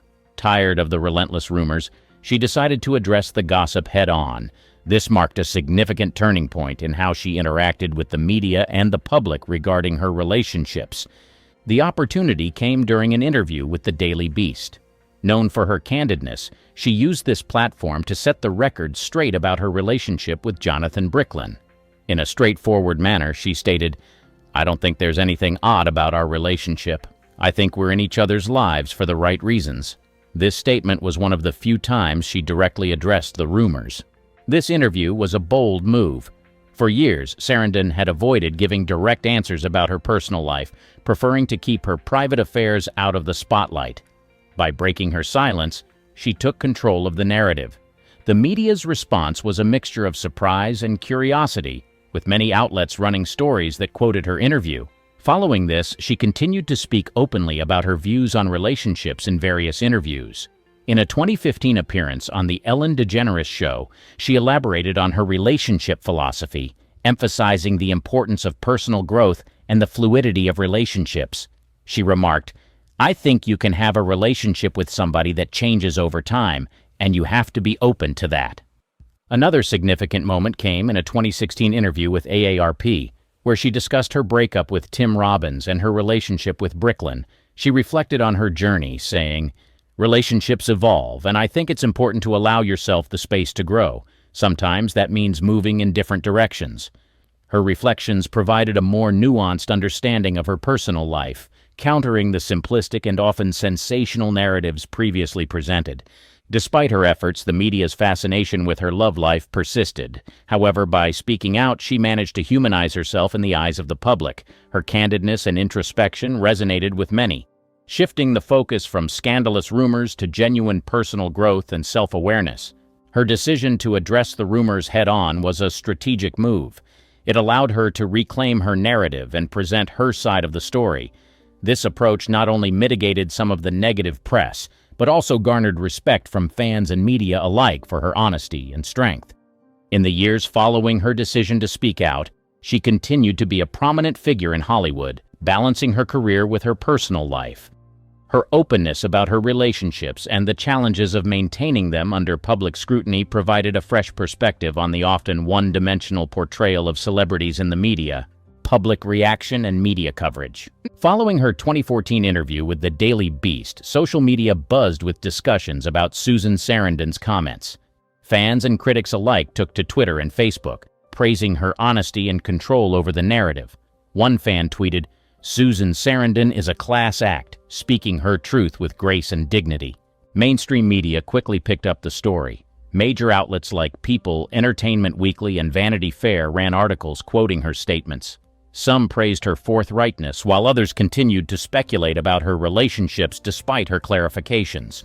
Entertainment Weekly ran a piece titled, "Susan Sarandon Sets the Record Straight," highlighting her comments and providing context about her relationships with Tim Robbins and Jonathan Bricklin.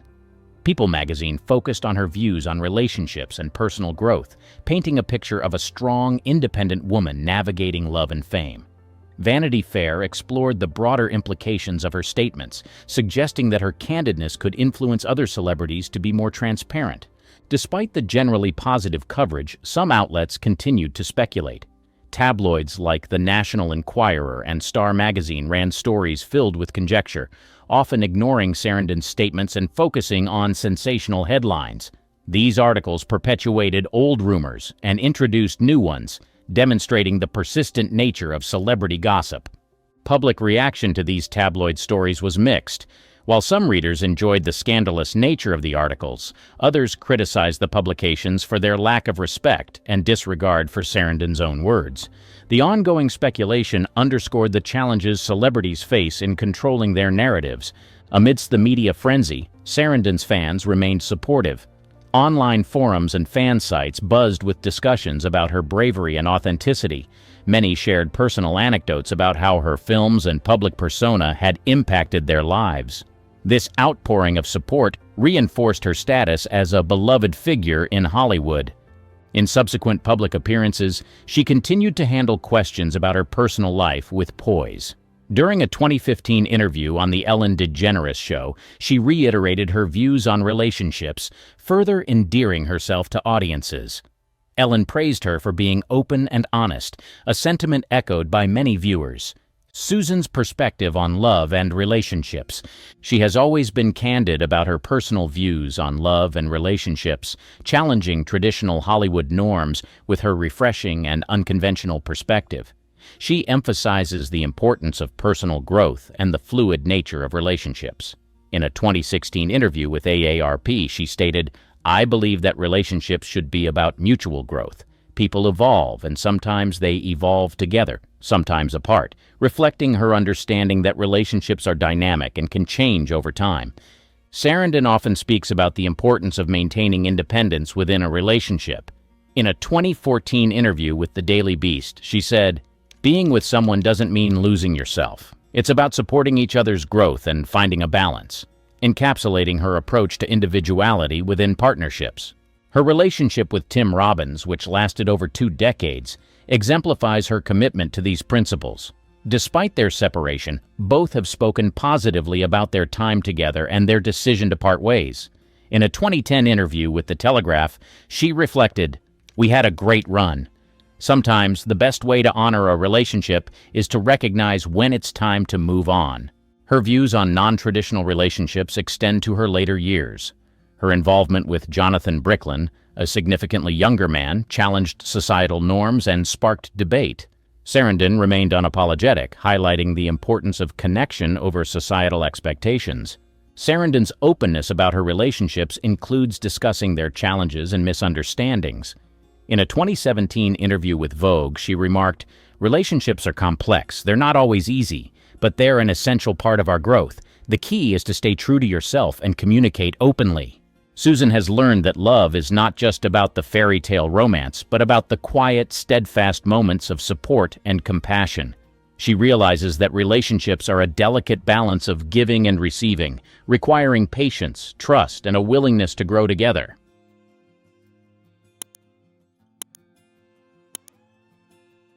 She was one of the queens of classic Hollywood and received several awards and nominations during her peak. Known for her incredible talent and ageless beauty and grace, Cybill Shepherd has made quite a name for herself. But behind the dazzling smile and the star-studded career lies a secret, a truth she's kept hidden from the flashing lights of the cameras and the prying eyes of the public. What could a celebrity of her stature possibly want to keep under wraps? The answer lies in a series of events, choices, and moments that paint a picture very different from the one we see on the silver screen. From peak fame to personal battles, Shepherd's story is more than just tabloid fodder. It's a saga that questions the very nature of celebrity privacy. Stay tuned, because what you're about to hear is something Cybill Shepherd doesn't want you to know. She had an affair with a married man. Earlier on in her life, Cybill met a man named Peter Bogdanovich. He was a director, producer, and an asset in the Hollywood industry, but somehow the unlikely couple fell in love and had an affair, even when Peter was married with 2 children. But that's not all. According to a Juicy People article from May 1974, Bogdanovich made quite the exit from his previous life with his wife, Patty Platt, and their 2 kids, all in the name of love for Shepherd. At the time of this cinematic love affair, they were living the high life in a lavish Bel Air mansion, the kind dreams are made of. But let's rewind to the awkward beginnings of this Hollywood romance. How exactly did it start? Well, Bogdanovich, in his recollection, paints a vivid picture of their first encounter. Shepherd was perched on the floor, seeming a bit nonchalant. When the director probed about her activities, she casually dropped the bomb that she was in college and had a soft spot for reading. But here's where it gets interesting. Dostoevsky, the heavyweight of Russian literature, was Shepherd's proclaimed favorite author. Yet when Bogdanovich dug deeper and asked which specific book stole her heart, Shepherd stumbled in her response. Red flags, right? But Bogdanovich, ever the perceptive storyteller, sensed a casually destructive quality about her. Despite the enigmatic aura, Shepherd found her way into his film, and their connection started brewing like a Hollywood plot twist. Despite their apparent bliss, the duo waved off any notions of marriage. When he was asked about their relationship and why he's not deciding to marry Cybill, Bogdanovich, with a dash of dismissiveness, said, "That is a chilling thought. Does she look like Mrs. Bogdanovich?" While this came off as an innocent remark, some say it was an indirect insult to Cybill, as it suggested that she was only good enough to be a mistress, never a wife. She couldn't marry right. Cybill Shepherd's journey down the aisle has been a bit of a roller coaster, marked by several marriages that captured the public's attention. Let's take a stroll down the matrimonial memory lane. It all started in a Memphis nightclub where Cybill Shepherd and David Ford's worlds collided in a whirlwind of music and attraction. They were like magnets, drawn together from the get-go. Ford, a guide into the enchanting realm of blues music, sparked a fire in Shepherd's heart for the stage. As their love story unfolded, so did Shepherd's newfound passion for performing. However, every love story has its plot twists. In a candid chat with The Guardian, Shepherd dropped a bombshell, revealing that her bluesy love journey hit a sour note. According to her, Ford Strayed, betraying the trust she had invested in their relationship. The couple called it quits in 1982. The reason for their divorce? Well, they cited irreconcilable differences, and as you can imagine, the divorce wasn't a walk in the park for Cybill. Fast forward to the divorce drama, and the dollars started flowing, $15,000 to be precise, landing in Ford's pocket as part of the settlement. Meanwhile, Shepherd clutched the reins of motherhood, securing custody of their daughter. It was a bittersweet finale to a chapter that started with harmonious melodies, but ended on a dissonant chord. In the aftermath, Shepherd didn't hold back in interviews. Speaking to the Washington Post, she painted a vivid picture of her ex, suggesting that Ford lacked seriousness and passion for pretty much everything. It was a tale of love, loss, and a splash of bluesy betrayal that left Shepard singing a new tune as she ventured into the next chapter of her life. She was in emotional ruin because somewhere in her heart she had thought David was the one, and she once loved him with all of her heart. As a matter of fact, the couple had a child together, a beautiful girl named Clementine. Sybil saw no end to this new misery she had plunged herself into. The end of any marriage is no easy ordeal for anyone, but she later found the courage to open up about the pain and heartbreak, and the reactions she got from the public both soothed and confused her at the same time.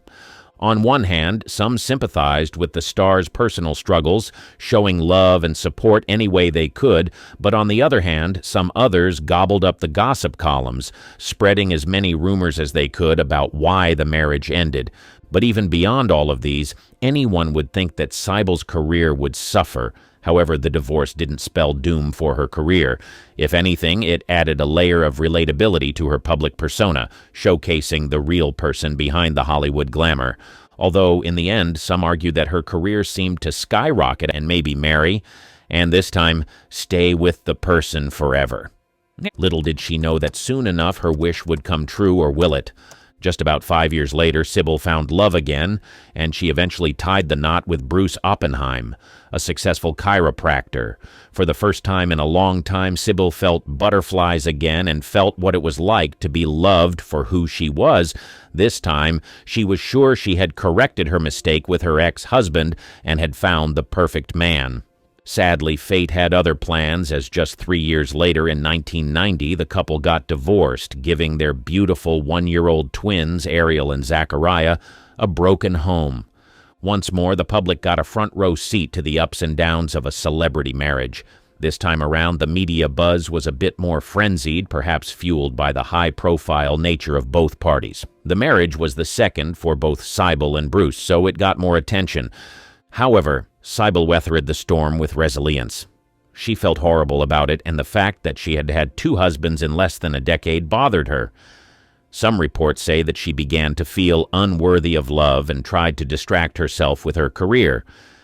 But unfortunately, it was a lot harder this time because Bruce seemed to be more upset about the divorce than she was, and as a result, he appeared to shut her off completely, leaving her to raise their kids alone and balance a thriving career at the same time. When talking about her pain, Sybil said, "I'm hoping that at some point I'll be able to talk to him and he'll be able to get over his anger about the divorce, to be able to talk about what's best for the children."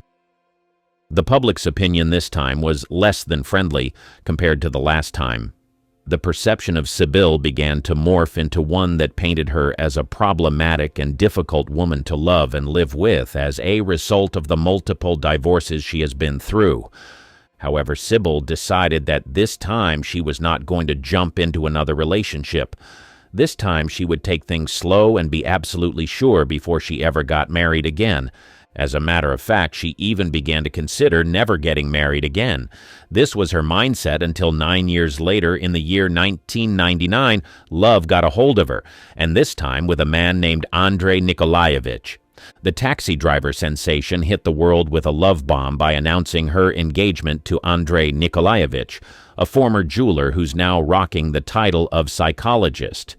In a Broadway-worthy reveal to the New York Daily News, the actress spilled the beans while basking in the limelight of her role in The Best Man. With a twinkle in her eye, she exclaimed, "I'm engaged!" And if that wasn't enough to set the town buzzing, she dropped the interesting twist on her fiancé's impressive career switch. He used to be a jeweler, but he made a transition and became a psychologist. Nikolaevich is clearly a man of diverse talents. In a plot twist no one saw coming, Shepard confessed, "I never thought I'd get married again." But love, as they say, has its own script, and Shepard and Nikolaevich are about to embark on a new chapter of their love story. However, the ghost of her past keeps haunting her through the media, as she married the wrong man twice before, and has grown-up children to prove it who do not have a present father. It is a mistake she made, and she would sadly pay for the rest of her life. She struggled with weight and body image. In the raw and unfiltered pages of Sybil Disobedience, Sybil Shepherd lays bare the intricate trajectory of her life, revealing a landscape marked by personal struggles, the kind that most often remains concealed beneath the glittering surface of the entertainment industry. Weight and body image become focal points in Shepherd's narrative, unraveling a deeply personal battle that transcends the superficiality of Hollywood standards. In a culture obsessed with appearances, Shepherd confronts the demons that lurk in the shadows of fame. The book becomes a mirror reflecting the harsh scrutiny she faced, the whispers that echoed in the corridors of showbiz, and the relentless pressure to conform to an unrealistic ideal. The chapters on body image don't romanticize the struggle. Instead, Shepherd paints a vivid picture of the challenges she faced, of feeling scrutinized and judged, of navigating a world that often measured her worth by external standards. She suffered sexual harassment. A little into her career, Sybil Shepherd stepped into the spotlight to share some terrible and difficult news, shedding light on her unsettling encounter with the once mighty studio head, Leslie Moonves. On The Michelle Collins Show, Shepherd peeled back the layers of an industry rife with power dynamics and exposed the personal toll it took on her career. The actress disclosed a disturbing incident during a dinner with Moonves, where the conversation took an uncomfortably intimate turn. Moonves, a figure wielding significant influence, allegedly propositioned Shepherd for inappropriate intimate relations, revealing intimate details about his personal life in the process. Shepherd, the star of her own popular series at the time, recounts Moonves expressing dissatisfaction with his wife and a mistress, leading to the inappropriate suggestion of taking her home. With a steely resolve, Shepherd declined the advances and insisted that she would take her own car home when he requested to drop her off. She had her own car parked outside, safeguarded by an off-duty LAPD officer. But little did she know that the director didn't take kindly to her rejection. Shepherd's show, which had been riding the waves of popularity, faced an abrupt cancellation. The actress connects the dots, attributing the sudden downfall of her series to her rejection of Moonves' advances. It was then that she voiced out, but her allegation that placed her among a growing chorus of women accusing the studio head of using his power to silence those who rebuffed his advances. She was not alone. Leslie Moonves found himself at the epicenter of a storm, facing allegations of inappropriate misconduct that have reverberated throughout the industry. The cascade of accusations against him has prompted a wider investigation into a potential culture of misconduct at CBS, underscoring the broader implications of such behavior within powerful institutions. She dated Elvis Presley. In a throwback that takes us deep into the annals of Hollywood history, Sybil Shepherd, the luminary of the 70s silver screen, peels back the layers of time to reveal a chapter from her past, one intertwined with the king of rock and roll himself, Elvis Presley. She was only a budding actress at the time, catapulted to stardom with breakthrough roles in iconic films like The Last Picture Show and The Heartbreak Kid. At just 22, Sybil Shepherd's star was on the rise, and it caught the attention of none other than the legendary Elvis Presley. When the news reached the king that Sybil was in Memphis, he couldn't resist the opportunity to meet her. Their encounter, steeped in the heady mix of fame and allure, led to a romance that left an indelible mark on Sybil's memories. She's been candid about their liaison, not shying away from the intimate details. In an interview, she dropped a bombshell about having taught Elvis one major thing in the area of intimacy, a revelation that sent shockwaves through the echoes of their past. But also, looking back, she felt embarrassed about telling the world something so personal. Yet, like many tales of passion, theirs was not destined to be an enduring saga. The romance that sparked like wildfire dimmed all too soon, overshadowed by the struggles that haunted the king, prescription drug habits that became a chasm between them. Sybil, despite being captivated by the most beautiful man she had ever seen, found herself on a divergent path, one free from the allure of substances. The bedroom where passion and complications collided became a stage for a fleeting love story. Sybil reminisces about Elvis, a man who would enter the room in moments of vulnerability, leaving behind not just his presence but also tokens of affection, drugs, and dazzling emerald and diamond jewelry. It was a relationship painted with contrasts, where the intensity of beauty and fame clashed with the shadows of personal struggles. Financial insecurity.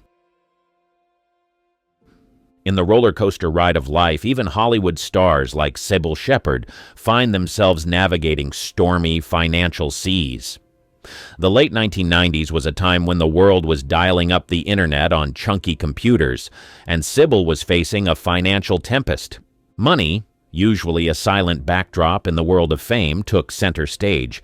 The whispers of financial challenges grew louder, echoing through the glamorous corridors of Hollywood. It was during this tumultuous period that Sybil Shepherd found herself at a crossroads, a junction where she had to confront the harsh reality of financial turmoil.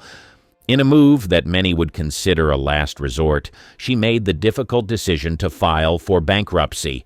This wasn't just a blip on the financial radar, it was a seismic event that shook the foundations of her economic stability. Bankruptcy was a word loaded with stigma, and it became a chapter in Sybil's life story, one that demanded not just financial resilience, but emotional strength. Sybil and Bruce Willis's drama. Let's rewind to the set of Moonlighting in the 80s. A time when the TV screens were graced by the chemistry of Sybil Shepherd and Bruce Willis. Amidst the on-screen banter and detective escapades, there brewed a different kind of drama behind the scenes. Reports surfaced not of the harmonious collaboration we often imagine, but of tension that hung in the air like a storm waiting to break. The working relationship between Sybil Shepherd and her co-star Bruce Willis was far from smooth sailing. It was a tale of on-set discord, a feud that simmered beneath the surface of their on-screen camaraderie. As the cameras rolled, capturing the witty exchanges and crime-solving antics, off-camera whispers spoke of a challenging dynamic. The specifics of the feud remained elusive, confined to the closed doors of the set. Yet the tension became an unspoken undercurrent, a palpable energy that altered the narrative of what viewers witnessed on screen. In the real-world script of Moonlighting, the clash between Shepherd and Willis added an unexpected layer of complexity. It wasn't the seamless partnership often portrayed in the entertainment world. Instead, it was a glimpse into the reality that not all co-star relationships are built on camaraderie. The feud was a narrative that, while not stealing the limelight from the show's success, added a certain tension to the backstage drama. In the end, the reports of the feud became a footnote in the history of Moonlighting, a behind-the-scenes saga that colored the era when Shepherd and Willis shared the small screen.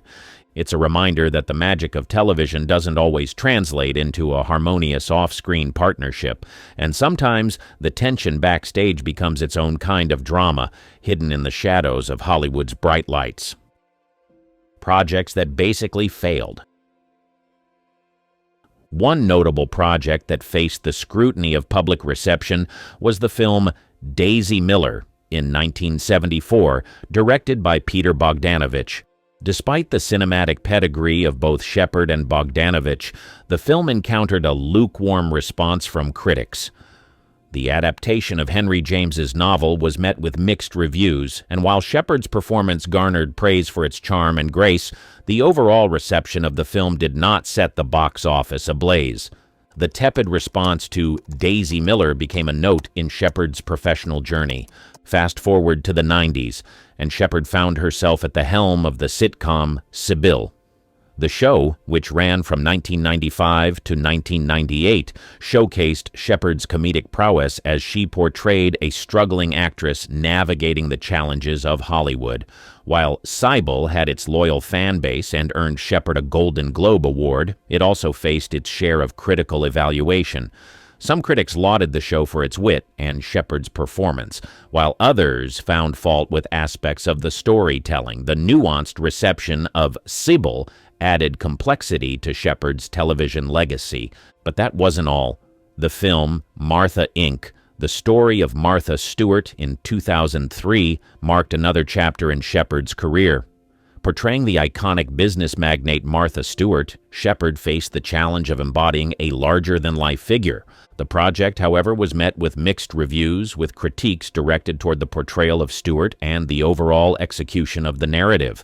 The intersection of art and public reception once again played a significant role in shaping the narrative of Shepard's career. These failures and mixed reactions were terrible for her career.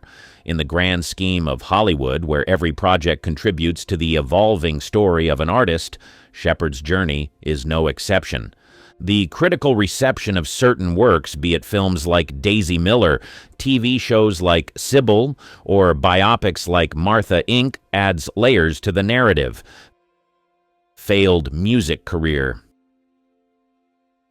In the late 70s, Sybil Shepherd decided to embark on a parallel journey into the world of music, unveiling a dimension of her artistic prowess that extended beyond the silver screen. The year 1979 marked the release of her musical venture, an album titled Vanilla, a departure from the spotlight of Hollywood to the rhythm and melody of the recording studio. Vanilla was a fusion of Shepard's sultry voice with the musical vibes of the late 70s. The album, a collection of pop and jazz-infused tunes, showcased a different facet of Shepard's artistic expression. Her vocal stylings, characterized by a smooth and evocative quality, added a layer of complexity to her public persona. However, the reception of Vanilla didn't mirror the resounding success of her acting career. While the album displayed Shepard's vocal talent, it failed to make significant waves in the music industry.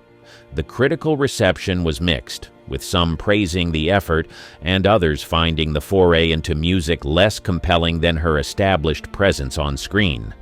Despite the commercial and critical challenges, Shepard's venture into music demonstrated her versatility as an artist. The album may not have soared to the top of the charts, but it served as a testament to her willingness to explore different artistic realms.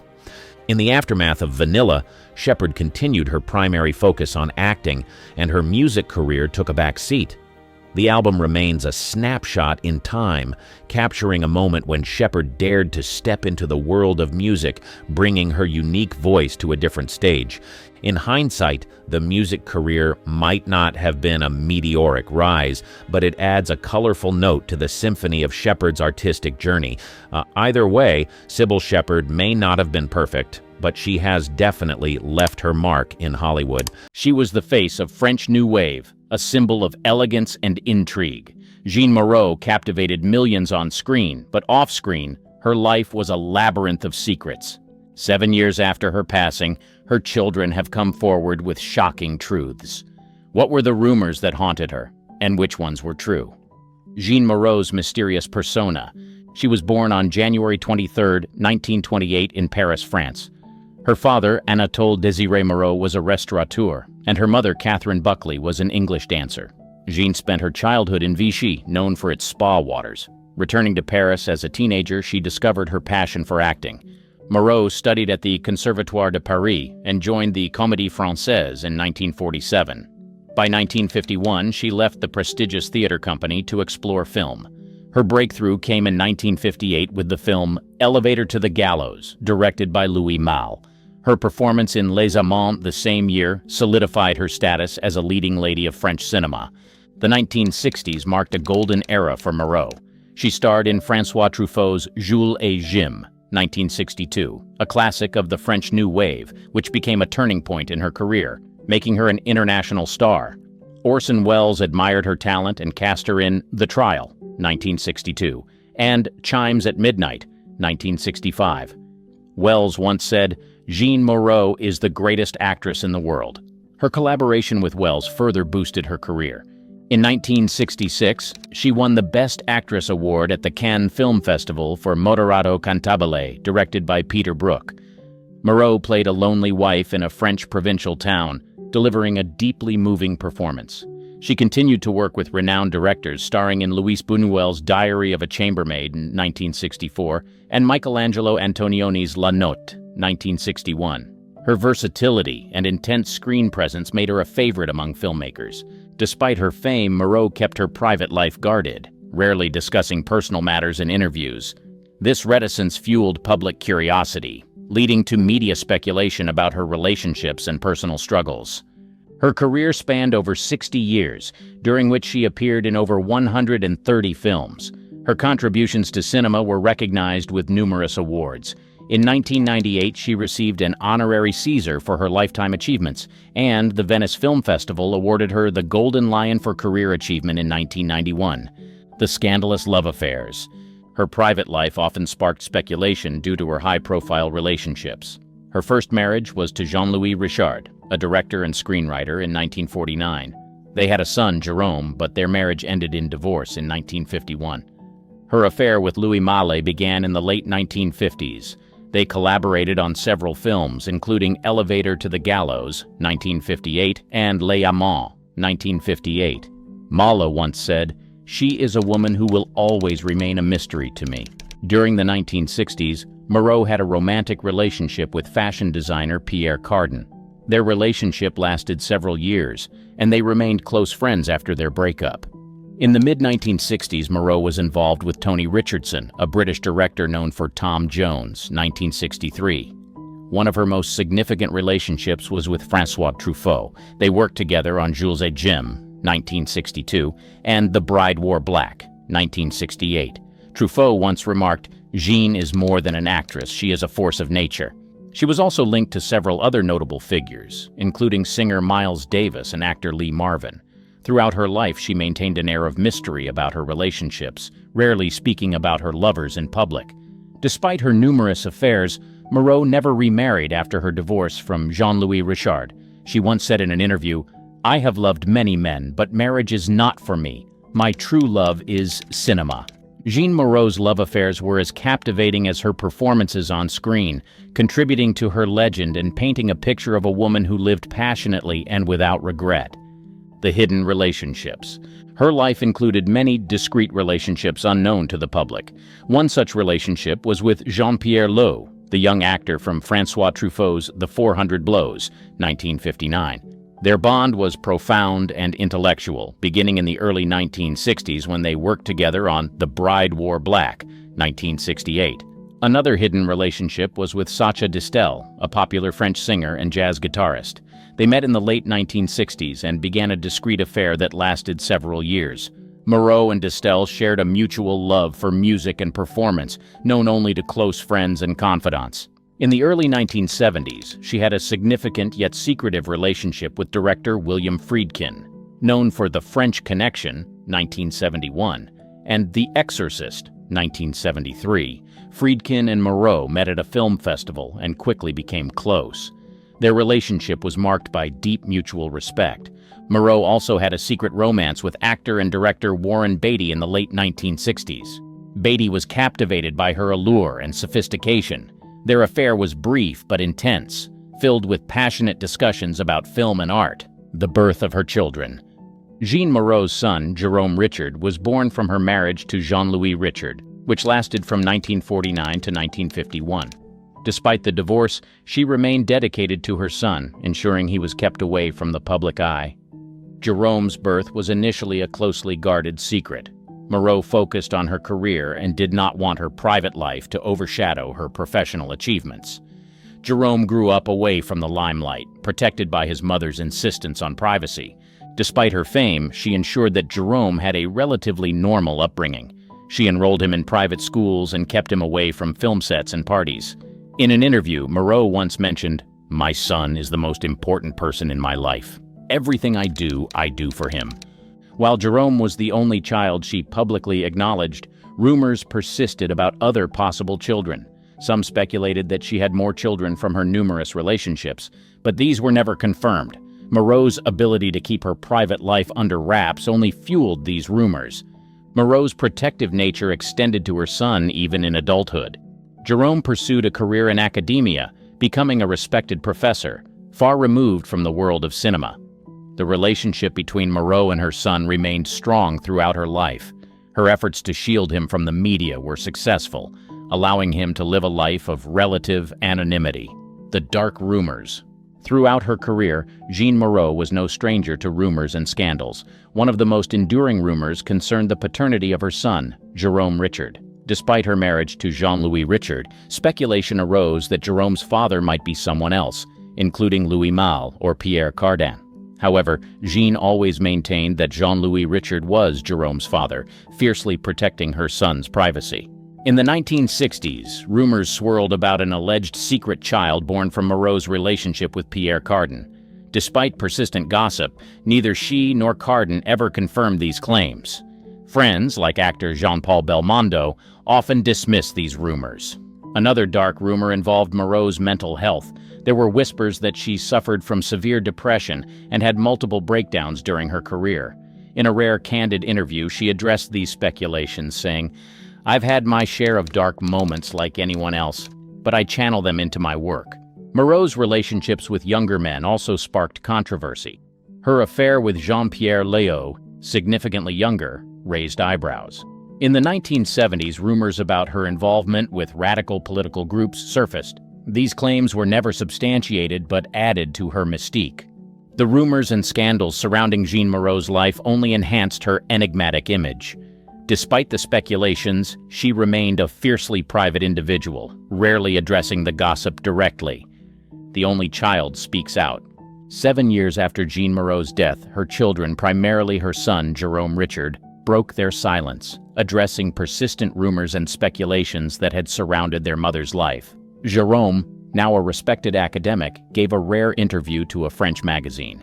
He dispelled long-standing rumors about his paternity, stating, "My father is Jean-Louis Richard, as my mother always said." Jerome also addressed rumors of secret siblings, stating unequivocally, "I am my mother's only child. There are no hidden brothers or sisters." This clarification helped clear the air, bringing a sense of closure to the mystery that had surrounded her personal life. Jerome spoke about his mother's struggle with depression, a subject she had touched upon but never fully elaborated on. "Yes, my mother had her dark moments. She was a deeply emotional person and her work often took a toll on her. But she was resilient and always found a way to channel her emotions into her performances," Jerome explained. This admission shed light on the human side of Jeanne Moreau, portraying her not just as an enigmatic star but as a person who faced and overcame personal challenges. Jerome also reflected on the impact of his mother's fame on his own life. Growing up with Jeanne Moreau as a mother was both a privilege and a challenge. She was a loving mother, but her world was so different from that of a typical parent. I appreciated her efforts to keep me away from the spotlight. It allowed me to pursue my own path. Moreau's grandchildren also shared their perspectives, adding another layer to the narrative. They spoke about their grandmother with affection, describing her as kind, creative, and full of stories. One grandchild mentioned, "She would tell us tales from her films, but always with a lesson or a bit of wisdom. She was more than a movie star to us. She was our grandmother, full of love and guidance." For years, the public had speculated and created stories about her life.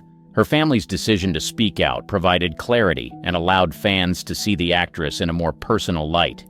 It revealed the complexities of her character and the deep connections she had with her loved ones. The revelations from her children did not tarnish her image, but rather humanized her. They showed that behind the glamorous facade was a woman who, like anyone else, faced challenges and joys in her personal life. This candidness from her family offered a fitting tribute to Jeanne Moreau, honoring her memory while dispelling the myths that had long surrounded her. Confirming the scandals. As Jeanne Moreau's children spoke out, they not only clarified rumors but also confirmed some of the more scandalous stories that had followed her throughout her life. These revelations provided an unvarnished look at the actress's personal struggles and relationships, offering a deeper understanding of the woman behind the mystique. The children also confirmed the long-standing rumor of Moreau's affair with Louis Malle. While the relationship itself was well known, the extent of its impact on her was less understood. Jerome revealed, "Louis was one of my mother's great loves. Their connection went beyond a typical romance. It was deeply intellectual and artistic. Their breakup was hard on her, and it influenced many of her later works." This insight painted a picture of a woman who was deeply affected by her relationships, which in turn influenced her professional choices. Another scandal that was addressed involved Moreau's rumored affair with Orson Welles. Although their professional collaboration was celebrated, their personal relationship had always been shrouded in mystery. Jerome confirmed that the two had a romantic relationship during the filming of The Trial, 1962. Orson Welles admired my mother not just as an actress, but as a person. Their affair was intense and passionate, reflecting their larger-than-life personas. This confirmation added a new layer to the understanding of her personal life and the deep connections she formed with her co-stars. The children also confirmed the lesser-known affair with playwright Samuel Beckett. This relationship, which was kept very private, was characterized by a shared love for literature and theater. Samuel Beckett was a significant figure in my mother's life, Jerome said. Their relationship was not just romantic, but also profoundly intellectual. They inspired each other in many ways. This confirmation highlighted Moreau's intellectual depth and her attraction to minds as brilliant and complex as her own. One of the more painful confirmations was related to the strained relationship between Moreau and her son during certain periods of their lives. Jerome admitted, "There were times when my mother's work and her personal struggles created distance between us. It wasn't always easy being the child of such a prominent figure. However, we always found our way back to each other." This honesty about their relationship provided a realistic portrayal of the challenges faced by the family of a public figure. The children also dispelled the notion that Moreau had a secret child with Pierre Cardin. This clear denial helped to put to rest one of the more persistent rumors about her personal life. The family's perspective. The revelations about Jeanne Moreau's life and the confirmation of long-standing rumors inevitably had a profound impact on her children, especially her son, Jerome Richard. Growing up with a mother who was both a celebrated actress and an intensely private person presented unique challenges and shaped their lives in significant ways. Jerome Richard, in his rare interviews, shared insights into his childhood and the complexities of being the son of Jeanne Moreau. "My mother was a brilliant actress, but at home she was just my mom. She was loving and protective, always making sure I had a normal upbringing despite her fame." This duality of her life, balancing a high-profile career with a private family life, was a delicate act that influenced Jerome's development and worldview. The rumors about Moreau's mental health and personal relationships also affected Jerome deeply. He spoke about the emotional toll of seeing his mother struggle with depression. Her lows were very hard to witness. As a child, I didn't fully understand it, but I knew she was going through something painful. It made me grow up faster and develop a strong sense of empathy. This experience shaped Jerome's sensitivity and his approach to life, fostering a deep understanding of the complexities of human emotions. Jerome also discussed the impact of the persistent rumors about other potential siblings and secret children. The speculation was always there, adding a layer of confusion and curiosity to my life. It was only after my mother passed away and I addressed these rumors publicly that I felt a sense of closure. By speaking out, Jerome not only cleared the air but also found a way to reconcile his personal narrative with the public's perception of his mother. Despite the challenges, Jerome acknowledged the privileges that came with being Jeanne Moreau's son. "I had access to incredible artistic environments and met some of the most brilliant minds in the industry. It was an education in itself." His upbringing in such a culturally rich environment undoubtedly influenced his own career choices and intellectual pursuits. Jerome pursued a path in academia, becoming a respected professor, which allowed him to carve out his own identity separate from his mother's shadow. Her grandchildren also felt the impact of her legacy. Growing up, they were aware of their grandmother's iconic status, but experienced her primarily as a family member. "She was Grandma Jeanne to us," one grandchild shared. "She would tell us stories, play games, and encourage our creativity. It was only later that we fully grasped the extent of her influence in the film industry." The family's decision to break their silence and address the rumors brought them a sense of liberation. By confirming some stories and dispelling others, they reclaimed their narrative and honored Jeanne Moreau's memory on their own terms. Jerome reflected, "My mother lived a life full of passion and complexity.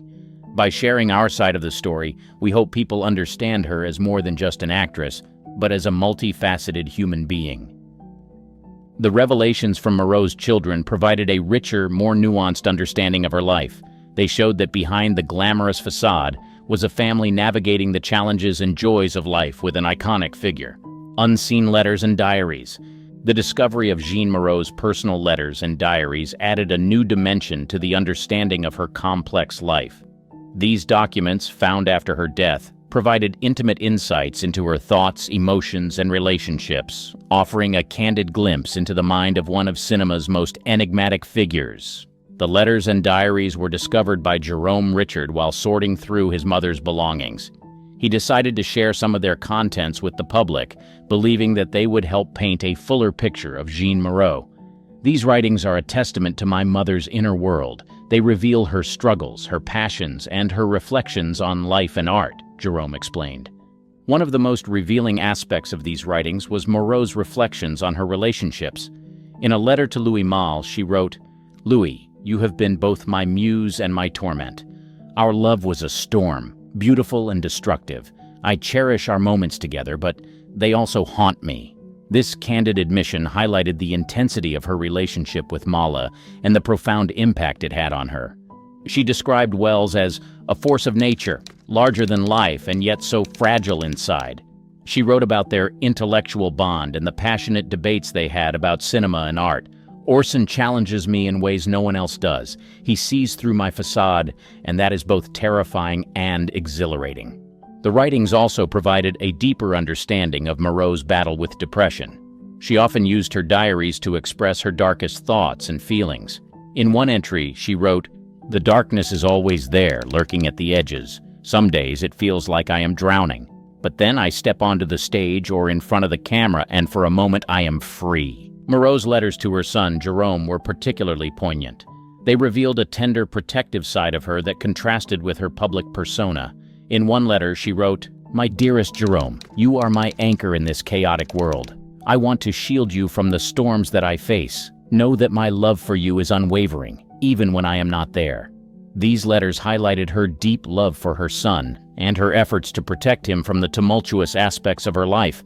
The diaries also contained reflections on her career and the roles she chose. Moreau often wrote about the characters she played and how they resonated with her own life. "Catherine in Juliet Jim is a reflection of my own restless spirit. She embodies the freedom and the torment that I feel." These writings provided valuable insights into her approach to acting and the personal connections she found in her roles. The letters and diaries also touched upon the rumors that had surrounded her life. Moreau addressed these speculations with a mix of frustration and resignation. "The world will always create stories about me, true or false. I have learned to live with it, to find my peace in my own truth," she wrote in one diary entry. This acceptance of her public image showed her resilience in the face of constant scrutiny. The publication of these personal writings allowed fans and historians to gain a deeper understanding of Jeanne Moreau. They revealed a woman of great depth and complexity, whose personal struggles and passions were intricately tied to her art. Jeanne Moreau passed away on July 31, 2017 in Paris, at 89 years old. Her death marked the end of an era in French cinema. However, her enigmatic persona and extraordinary talent continue to captivate audiences worldwide. Diane Keaton's love life has always been shrouded in mystery and speculation. From her on-screen chemistry with legendary co-stars to secret romances that defied Hollywood norms, her story is one of passion, intrigue, and controversy. The beginning of an iconic career. Diane Hall Keaton was born on January 5, 1946, in Los Angeles, California. Growing up in an artistic family, her mother, Dorothy Deanne Keaton, won the Mrs. Los Angeles pageant, and her father, John Newton Ignatius Hall, was a real estate broker and civil engineer. Her journey into the limelight began with her education at Santa Ana High School, Santa Ana College, and the Neighborhood Playhouse in New York City. During this period, she changed her last name to Keaton, her mother's maiden name, to avoid confusion with another actress named Diane Hall. Her big break came with the 1968 Broadway musical Hair, where she caught the eye of director Woody Allen. This led to her starring in Allen's Broadway play Play It Again, Sam in 1969, earning a Tony Award nomination. This collaboration marked the beginning of a significant professional and personal relationship. In 1972, Keaton was cast as Kay Adams in Francis Ford Coppola's The Godfather. The film's immense success catapulted her to fame, grossing over $134 million domestically. She reprised her role in the sequels, further solidifying her place in Hollywood. Her portrayal of the quirky and endearing Annie Hall in Woody Allen's 1977 film of the same name brought her widespread acclaim. It was a critical and commercial success, earning over $38 million at the box office and winning the Academy Award for Best Actress. The film also won 4 Oscars, including Best Picture, Best Director, and Best Original Screenplay for Allen. Keaton's unique fashion style in Annie Hall, characterized by androgynous clothing and menswear-inspired outfits, sparked a fashion trend that resonated with audiences, making her an unexpected fashion icon.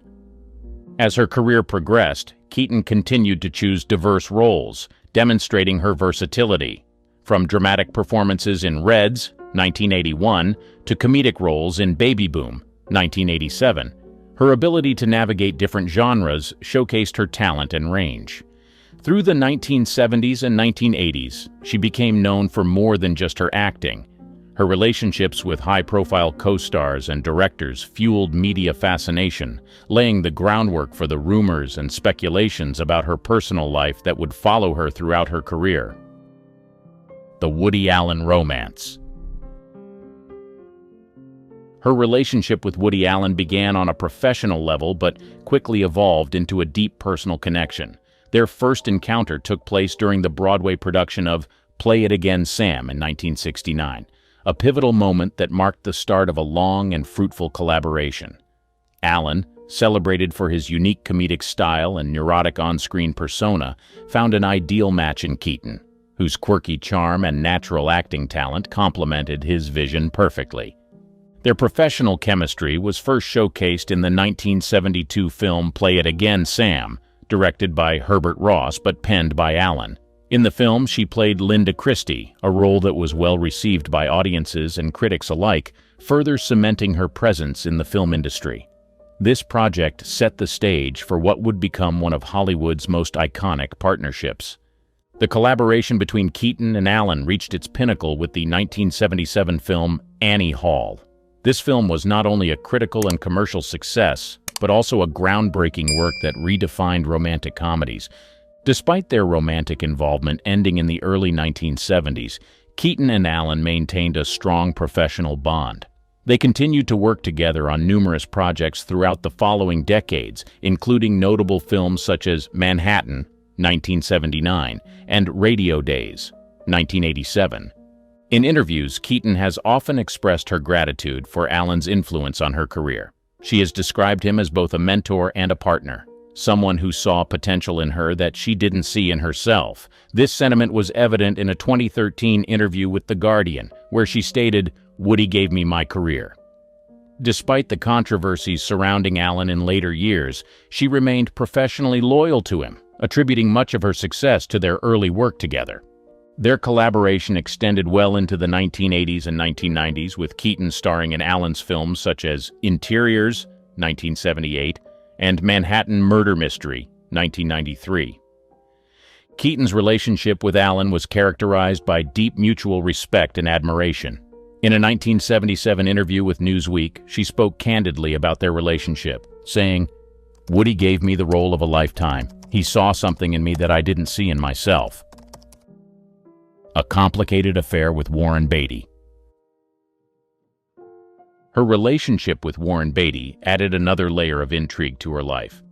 They met in the late 1970s while working on the 1981 film Reds. Beatty, who starred in and directed the film, and Keaton, who played the lead female role, shared undeniable on-set chemistry. Their relationship, however, was marked by intensity and passion. Beatty, already a well-known Hollywood heartthrob by the time he met her, was known for his charisma and charm. His reputation as a ladies' man preceded him, and his numerous high-profile relationships had long been the subject of public fascination. The on-set chemistry between Beatty and Keaton was palpable, and it quickly translated into a real-life romance. Their relationship was characterized by deep intellectual conversations and shared creative pursuits. She once remarked in a 2016 interview with Vanity Fair, "Warren was mesmerizing. He had this incredible presence and energy." Despite their strong connection, their relationship was not without its challenges. Beatty's reputation and Keaton's fiercely independent nature often led to clashes. Beatty was known for his meticulous and sometimes controlling approach to filmmaking, while she valued her independence and had a clear vision of her own career path. These differences sometimes caused friction between them, but they also contributed to the passionate and dynamic nature of their relationship. The media closely followed their romance, capturing their public appearances and speculating about their private lives. Paparazzi often photographed the couple at high-profile events, fueling public interest and adding to the pressure on their relationship. Despite the constant media scrutiny, Beatty and Keaton managed to maintain a semblance of privacy, often deflecting questions about their relationship in interviews. Their time together was marked by both professional and personal collaboration. Beyond Reds, they explored other potential projects, although none materialized to the same extent. Their relationship lasted for a few years before eventually fizzling out. The breakup, while amicable, was a result of their differing life goals and the pressures of their respective careers. In her memoir, Then Again, she wrote, "Warren was a significant part of my life. He was brilliant, charismatic, and always full of ideas. But we were on different paths. Our relationship was passionate, but we both knew it wasn't meant to last." Al Pacino, a love that transcended films. Her relationship with Al Pacino began on the set of The Godfather, where they played Kay Adams and Michael Corleone. The film, directed by Francis Ford Coppola, became a cultural phenomenon, grossing over $134 million in the United States alone. The chemistry between Keaton and Pacino was palpable both on and off the screen. Their romance blossomed during the filming of The Godfather Part II in 1974. Keaton's portrayal of Kay, the wife who becomes increasingly disillusioned with her husband's criminal empire, mirrored some of the complexities of their real-life relationship. In a 2017 interview with People magazine, she recalled, "Al was unlike anyone I had ever known. Intense, dedicated, and incredibly talented. There was an undeniable connection between us."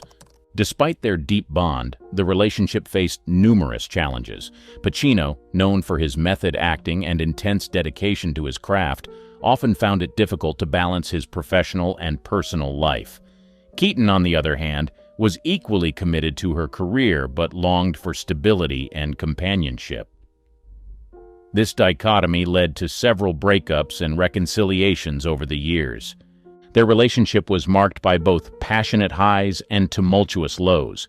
In a 2004 interview with The New Yorker, Pacino described her as a significant person in my life. She was my muse, my confidant, and someone who always brought out the best in me. Their mutual respect and admiration for each other were evident, even during their most challenging times. The couple reunited for The Godfather Part III in 1990, reprising their iconic roles. The film, though not as critically acclaimed as its predecessors, still showcased their undeniable chemistry. Keaton's performance as Kay, now estranged from Michael but still deeply affected by him, resonated with audiences and critics alike. Throughout the 1980s and 1990s, Keaton and Pacino continued to navigate their on-again, off-again relationship. Their bond was further complicated by Pacino's reluctance to settle down and have children, a topic that she addressed candidly in her 2011 memoir, Then Again. She wrote, "I wanted a family, a sense of permanence. Al was always the love of my life, but he wasn't ready for that kind of commitment." Despite their eventual breakup, Keaton and Pacino remained close friends and continued to speak highly of each other in public. In a 2014 interview with The Guardian, she said, "Al will always be a part of me. Our relationship was intense and complicated, but it was also filled with love and respect." The brief affair with Sam Shepard. Her brief but intense relationship with playwright and actor Sam Shepard is another intriguing chapter in her romantic history. The two met in the early 1980s, a period marked by significant professional achievements for both. Sam Shepard, known for his brooding charisma and literary prowess, was already an acclaimed playwright by the time he met Keaton. His works, such as Buried Child and True West, had cemented his reputation in the theater world. Keaton, fresh from the success of films like Reds and Annie Hall, was at the peak of her career. Their meeting was a collision of two creative forces. Their affair was relatively short-lived, but left a lasting impression on both. In a 1983 interview with Rolling Stone, Keaton spoke about Shepard with admiration. "Sam is one of the most unique individuals I've ever met. He has this raw, untamed energy that is incredibly captivating," she said. Their relationship was marked by deep intellectual conversations and a shared passion for the arts. The couple worked together on the 1984 film Mrs. Soffel, directed by Gillian Armstrong. She played the title role while Shepard portrayed Ed Biddle, a convict involved in a daring prison escape. Their on-screen chemistry was palpable, reflecting the intensity of their off-screen relationship. Despite the film's mixed reviews, their performances were widely praised, showcasing their ability to bring out the best in each other. In her 2011 memoir, Then Again, Keaton reflected on her time with Shepard. "Sam was a whirlwind of creativity and emotion. Our time together was brief, but it was filled with passion and intellectual stimulation," she wrote. This period was a significant part of her life, shaping her views on relationships and artistic collaboration. The controversy with Steve Jobs. Diane's rumored relationship with Steve Jobs, the visionary co-founder of Apple Inc., is one of the more unusual and controversial chapters in her romantic history. The speculation about their connection began in the late 1980s and early 1990s, a period when Jobs was reshaping the tech world, and Keaton was a firmly established Hollywood star. The rumors first surfaced in the tech and entertainment circles, sparked by sightings of the two at various events and private gatherings. The nature of their relationship remained ambiguous, leading to widespread speculation. In a 1990 article in Vanity Fair, an anonymous source close to both Keaton and Jobs claimed there was a definite spark between them. They shared a mutual respect and fascination for each other's work. They were seen together at several high-profile events, including a 1988 benefit gala in San Francisco. Their public appearances fueled media speculation, with tabloids and magazines keen to uncover the truth about their relationship. Despite the attention, both maintained a tight-lipped stance, neither confirming nor denying the rumors. In a 2011 interview with the New York Times, Keaton addressed the speculation with her characteristic wit. "I've always admired Steve's genius, but beyond that, I prefer to keep my personal life personal," she said, neither confirming nor dispelling the rumors. The media frenzy surrounding their rumored relationship highlighted the intersection of Hollywood glamour and Silicon Valley innovation. It was a coupling that intrigued the public due to the stark contrasts in their personalities and professional worlds. Keaton, with her quirky independent spirit, and Jobs, with his intense, often abrasive drive for perfection, seemed an unlikely but fascinating pairing. Despite the persistent rumors, there was no concrete evidence to confirm a romantic relationship between Keaton and Jobs. Their interactions, while undoubtedly significant, remained shrouded in mystery. This ambiguity only added to the intrigue, making it one of the most talked about and least understood aspects of her romantic life. In a 2005 interview with Vanity Fair, an unnamed friend commented on the relationship. "Diane and Steve had a unique connection. Whether it was romantic or purely intellectual, only they know. But there was definitely something special between them," the friend said. The Nicholson enigma. Her rumored involvement with Jack Nicholson is one of Hollywood's most enduring and enigmatic stories. The two first met on the set of the 1981 film Reds, directed by Warren Beatty, where Nicholson played the role of Eugene O'Neill. Although they were never officially a couple, their undeniable chemistry and close friendship led to years of speculation about the true nature of their relationship. Nicholson and Keaton shared a unique bond, marked by mutual respect and a deep understanding of each other's eccentricities. In a 2013 interview with The Guardian, she described Nicholson as one of the most charming and enigmatic people I've ever known. Their camaraderie was evident both on and off the screen, fueling rumors that there might be more than just friendship between them. Their professional collaboration took a significant turn with the 2003 romantic comedy Something's Gotta Give, directed by Nancy Meyers. They starred as Erica Berry and Harry Sanborn in a film that explored the complexities of love and relationships in later life. The movie was a commercial success, grossing over $266 million worldwide, and Keaton's performance earned her a Golden Globe Award and an Academy Award nomination. On the set of Something's Gotta Give, the chemistry between Keaton and Nicholson was palpable. Their on-screen romance, filled with humor and genuine affection, led to widespread speculation about their off-screen relationship. In a 2004 interview with Oprah Winfrey, Keaton addressed these rumors, stating, "Jack and I have always had a special connection. He's a dear friend, and our time together on set was magical. But it's just that friendship." Nicholson, known for his charismatic and often unpredictable personality, also spoke highly of Keaton. In a 2003 interview with the New York Times, he said, "Diane is a remarkable woman, both on and off the screen. Working with her was a joy, and our friendship is something I truly cherish." His admiration for Keaton was clear, adding fuel to the ongoing speculation. Their close friendship continued beyond the film's production, with the two often seen together at industry events and social gatherings. Paparazzi captured numerous photos of them sharing laughs and intimate moments, further igniting rumors. Despite this, both Keaton and Nicholson maintained that their relationship was purely platonic. Warren Beatty, who had worked closely with both actors, commented in a 2004 Vanity Fair article, "Jack and Diane have a unique connection that's hard to define. They're kindred spirits, and that kind of bond is rare in this industry." This sentiment was echoed by other friends, who noted the deep understanding and mutual respect between Keaton and Nicholson.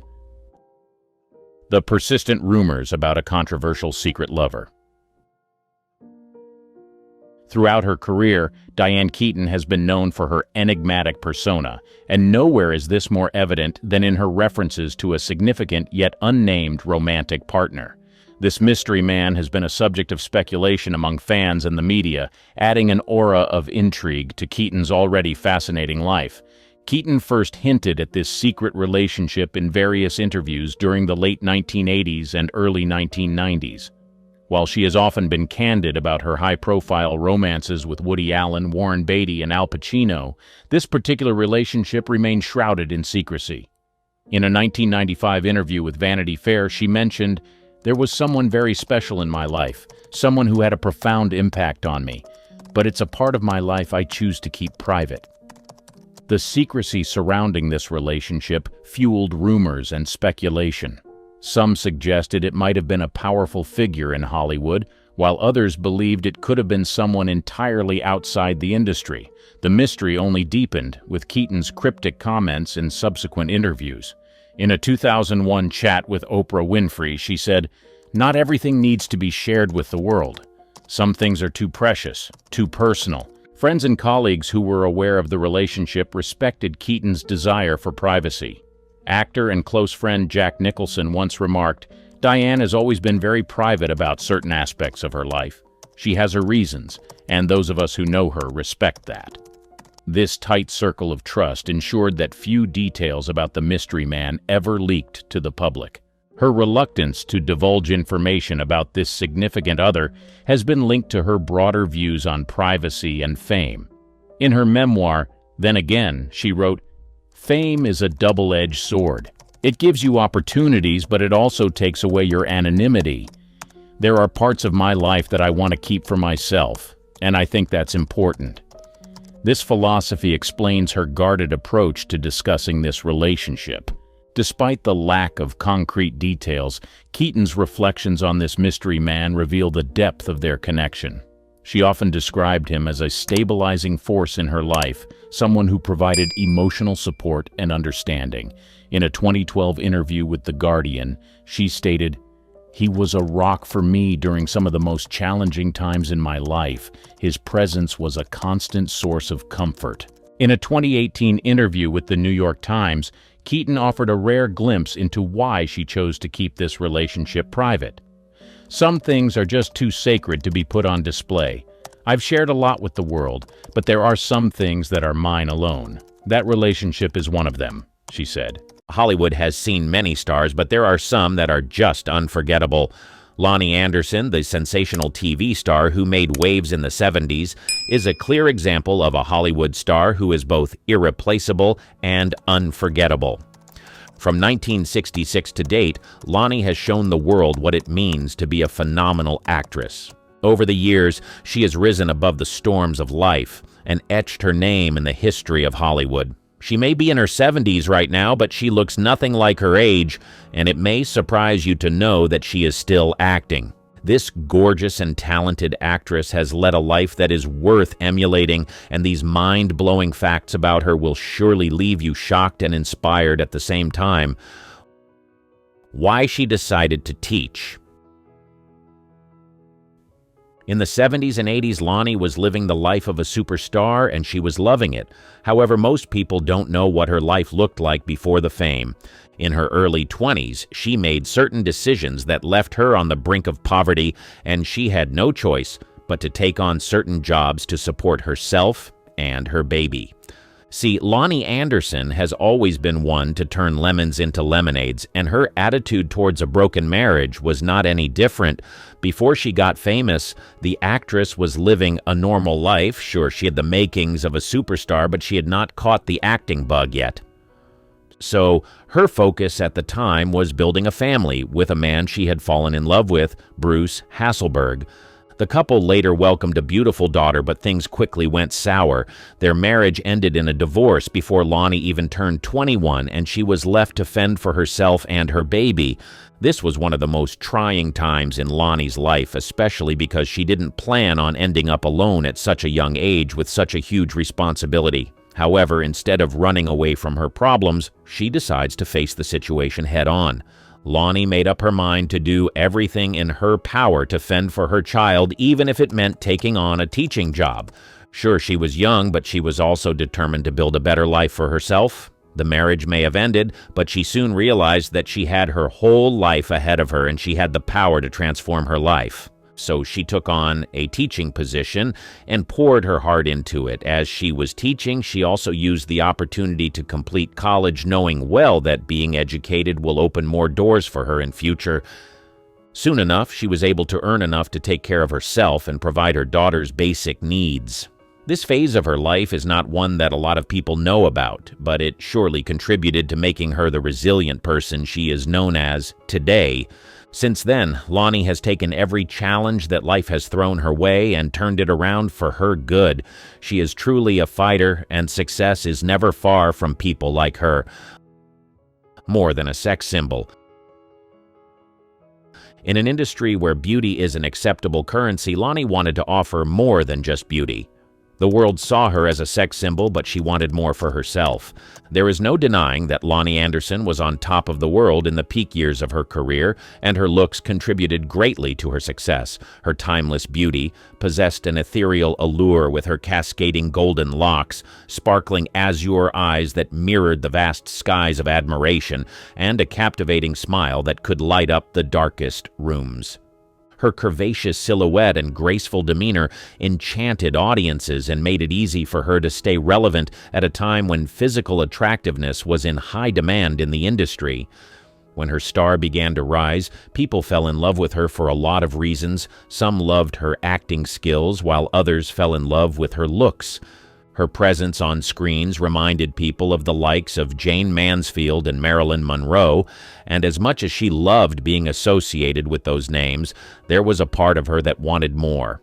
Being seen as a sex symbol got her a lot of fame and attention, but she knew that she had more to offer, so she decided to do everything in her power to show her fans that her skills were mind-blowing.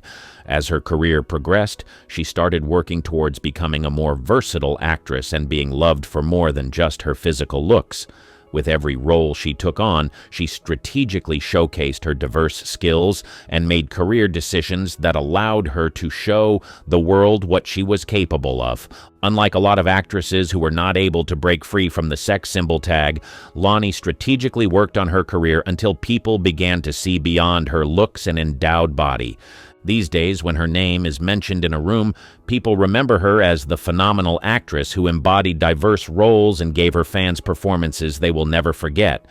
It is impossible to refer to her as just a sex symbol because she has made it clear to the world that she is way more than that. She is a versatile actress who can transform herself into different characters in different genres. From drama to comedy and many more genres, Lonnie Anderson has been unstoppable over the years. You would agree that it takes a certain level of stubbornness and persistence for a celebrity to change the image that people have of them. Lonnie Anderson stopped at nothing till she became the actress that she dreamed of becoming, and her tenacity inspires several women till date. Bold advocate. When she came into the industry, it wasn't just about the glitz and glam for her. She had her eyes set on more. She wasn't just here to be a famous actress. She wanted to be a trailblazer, a force to be reckoned with in the industry. One look at Lonnie Anderson's career exploits, and one can tell that the actress has always been determined to empower women and speak up when she felt like women were treated unfairly. She was not just your average Hollywood starlet, but a fierce advocate for equal opportunities and a champion for women everywhere. From the pinnacle of her career to the present day, she's been on a relentless mission to support and uplift her fellow women. It's like she took a superhero oath to fight for equality, and boy, did she deliver. There is no denying that unequal pay has been the thorn in the side of the entertainment industry for ages. But when Lonnie Anderson strolled in, she wasn't having any of it. She rolled up her sleeves, fixed her gaze on the inequality bullseye, and declared war. Lonnie became a trailblazer in demanding equal pay, making waves as one of the first female celebs to throw down the gauntlet on WKRP in Cincinnati. In a world where the pay gap was as wide as the Grand Canyon, Lonnie stood tall and said, "Enough is enough." But she didn't just stop at demanding equal pay.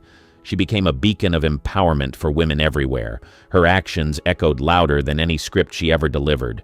Lonnie Anderson wasn't just another actress. She was a fierce advocate for change, a catalyst for a shift in the status quo.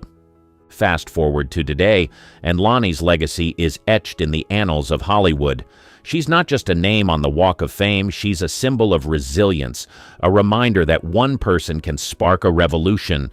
In a world where inequality still rears its ugly head, Lonnie Anderson, her life shows what happens when a woman possesses the power of determination, when a woman refuses to let the spotlight dim the fire within her. She raises awareness for cancer research and COPD. If there is someone who believes that her voice makes a difference, it's Lonnie Anderson. Over the years, the actress has spoken boldly and supported causes that matter to her regardless of what people have said. Clearly, there's so much more to this lady than meets the eye.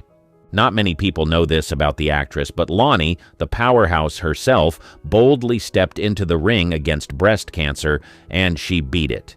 Yep, she didn't just beat it, she gave it a knockout punch. But instead of just sipping margaritas by the beach after her victory, she decided to dive headfirst into the world of advocacy. This incredible woman raised her voice like a rock star for cancer research. She became a beacon of hope, shining a light on the importance of awareness. And let's not forget the cold, hard cash needed to fund the research that can save lives. She selflessly donated to this cause. She would have easily used the money to acquire luxurious items for herself, just like a lot of celebrities do. But she decided that it was better to put her funds into a project that would better the lives of others and help people that have cancer. Knowing that she was contributing to cancer research gave her a sense of fulfillment and purpose.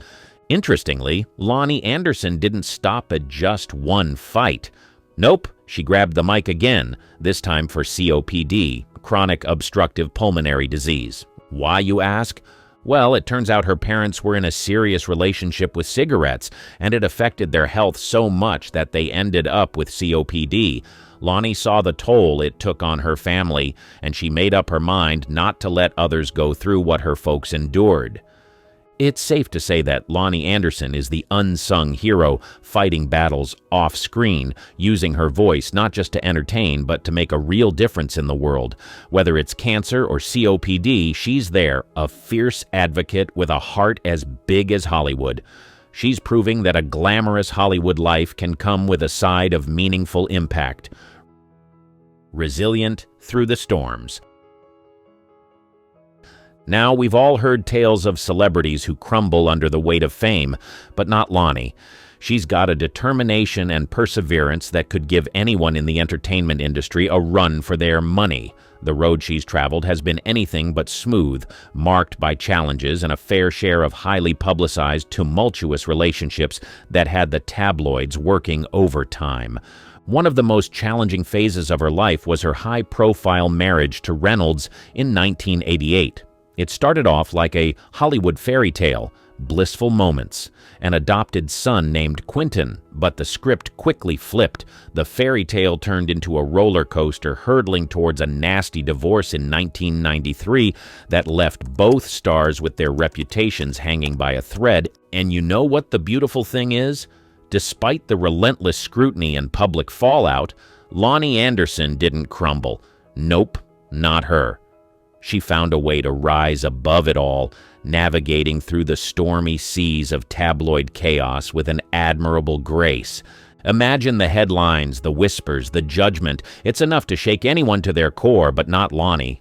She stood tall, weathering the storms of tumultuous marriages and personal problems with a resilience that's truly awe-inspiring. Her career may have faced some turbulence along the way, but she emerged from the chaos with her spirit unbroken. She is like an unsinkable ship sailing through the unpredictable waters of fame. Through marriages that made headlines and personal struggles that would make anyone falter, she not only endured, but triumphed. In a town where the spotlight can burn, Lonnie's resilience shines like a beacon, proving that sometimes the most beautiful stars are the ones that withstand the toughest storms. This Hollywood legend has shown us the true meaning of grace under pressure. She spread her wings. Many people know Lonnie as an actress, but not many people know that this sensational actress has also worked as a producer. From the very beginning of her career, Lonnie made a conscious effort to stand out. In a town where everyone's vying for the spotlight, she found her own spotlight and shone brilliantly. It wasn't just about the looks or the charisma. It was about that extra something that made Lonnie uniquely herself. But here's where it gets even more interesting. Lonnie Anderson wasn't content with just being in front of the camera. No, she decided to spread her wings and venture into the world of production. Now that takes guts. Imagine stepping out of the comfort zone of being a celebrated actress to take charge behind the scenes. One of her notable ventures into production was the TV movie White Hot: The Mysterious Murder of Thelma Todd, where she not only starred, but also wore the producer's hat.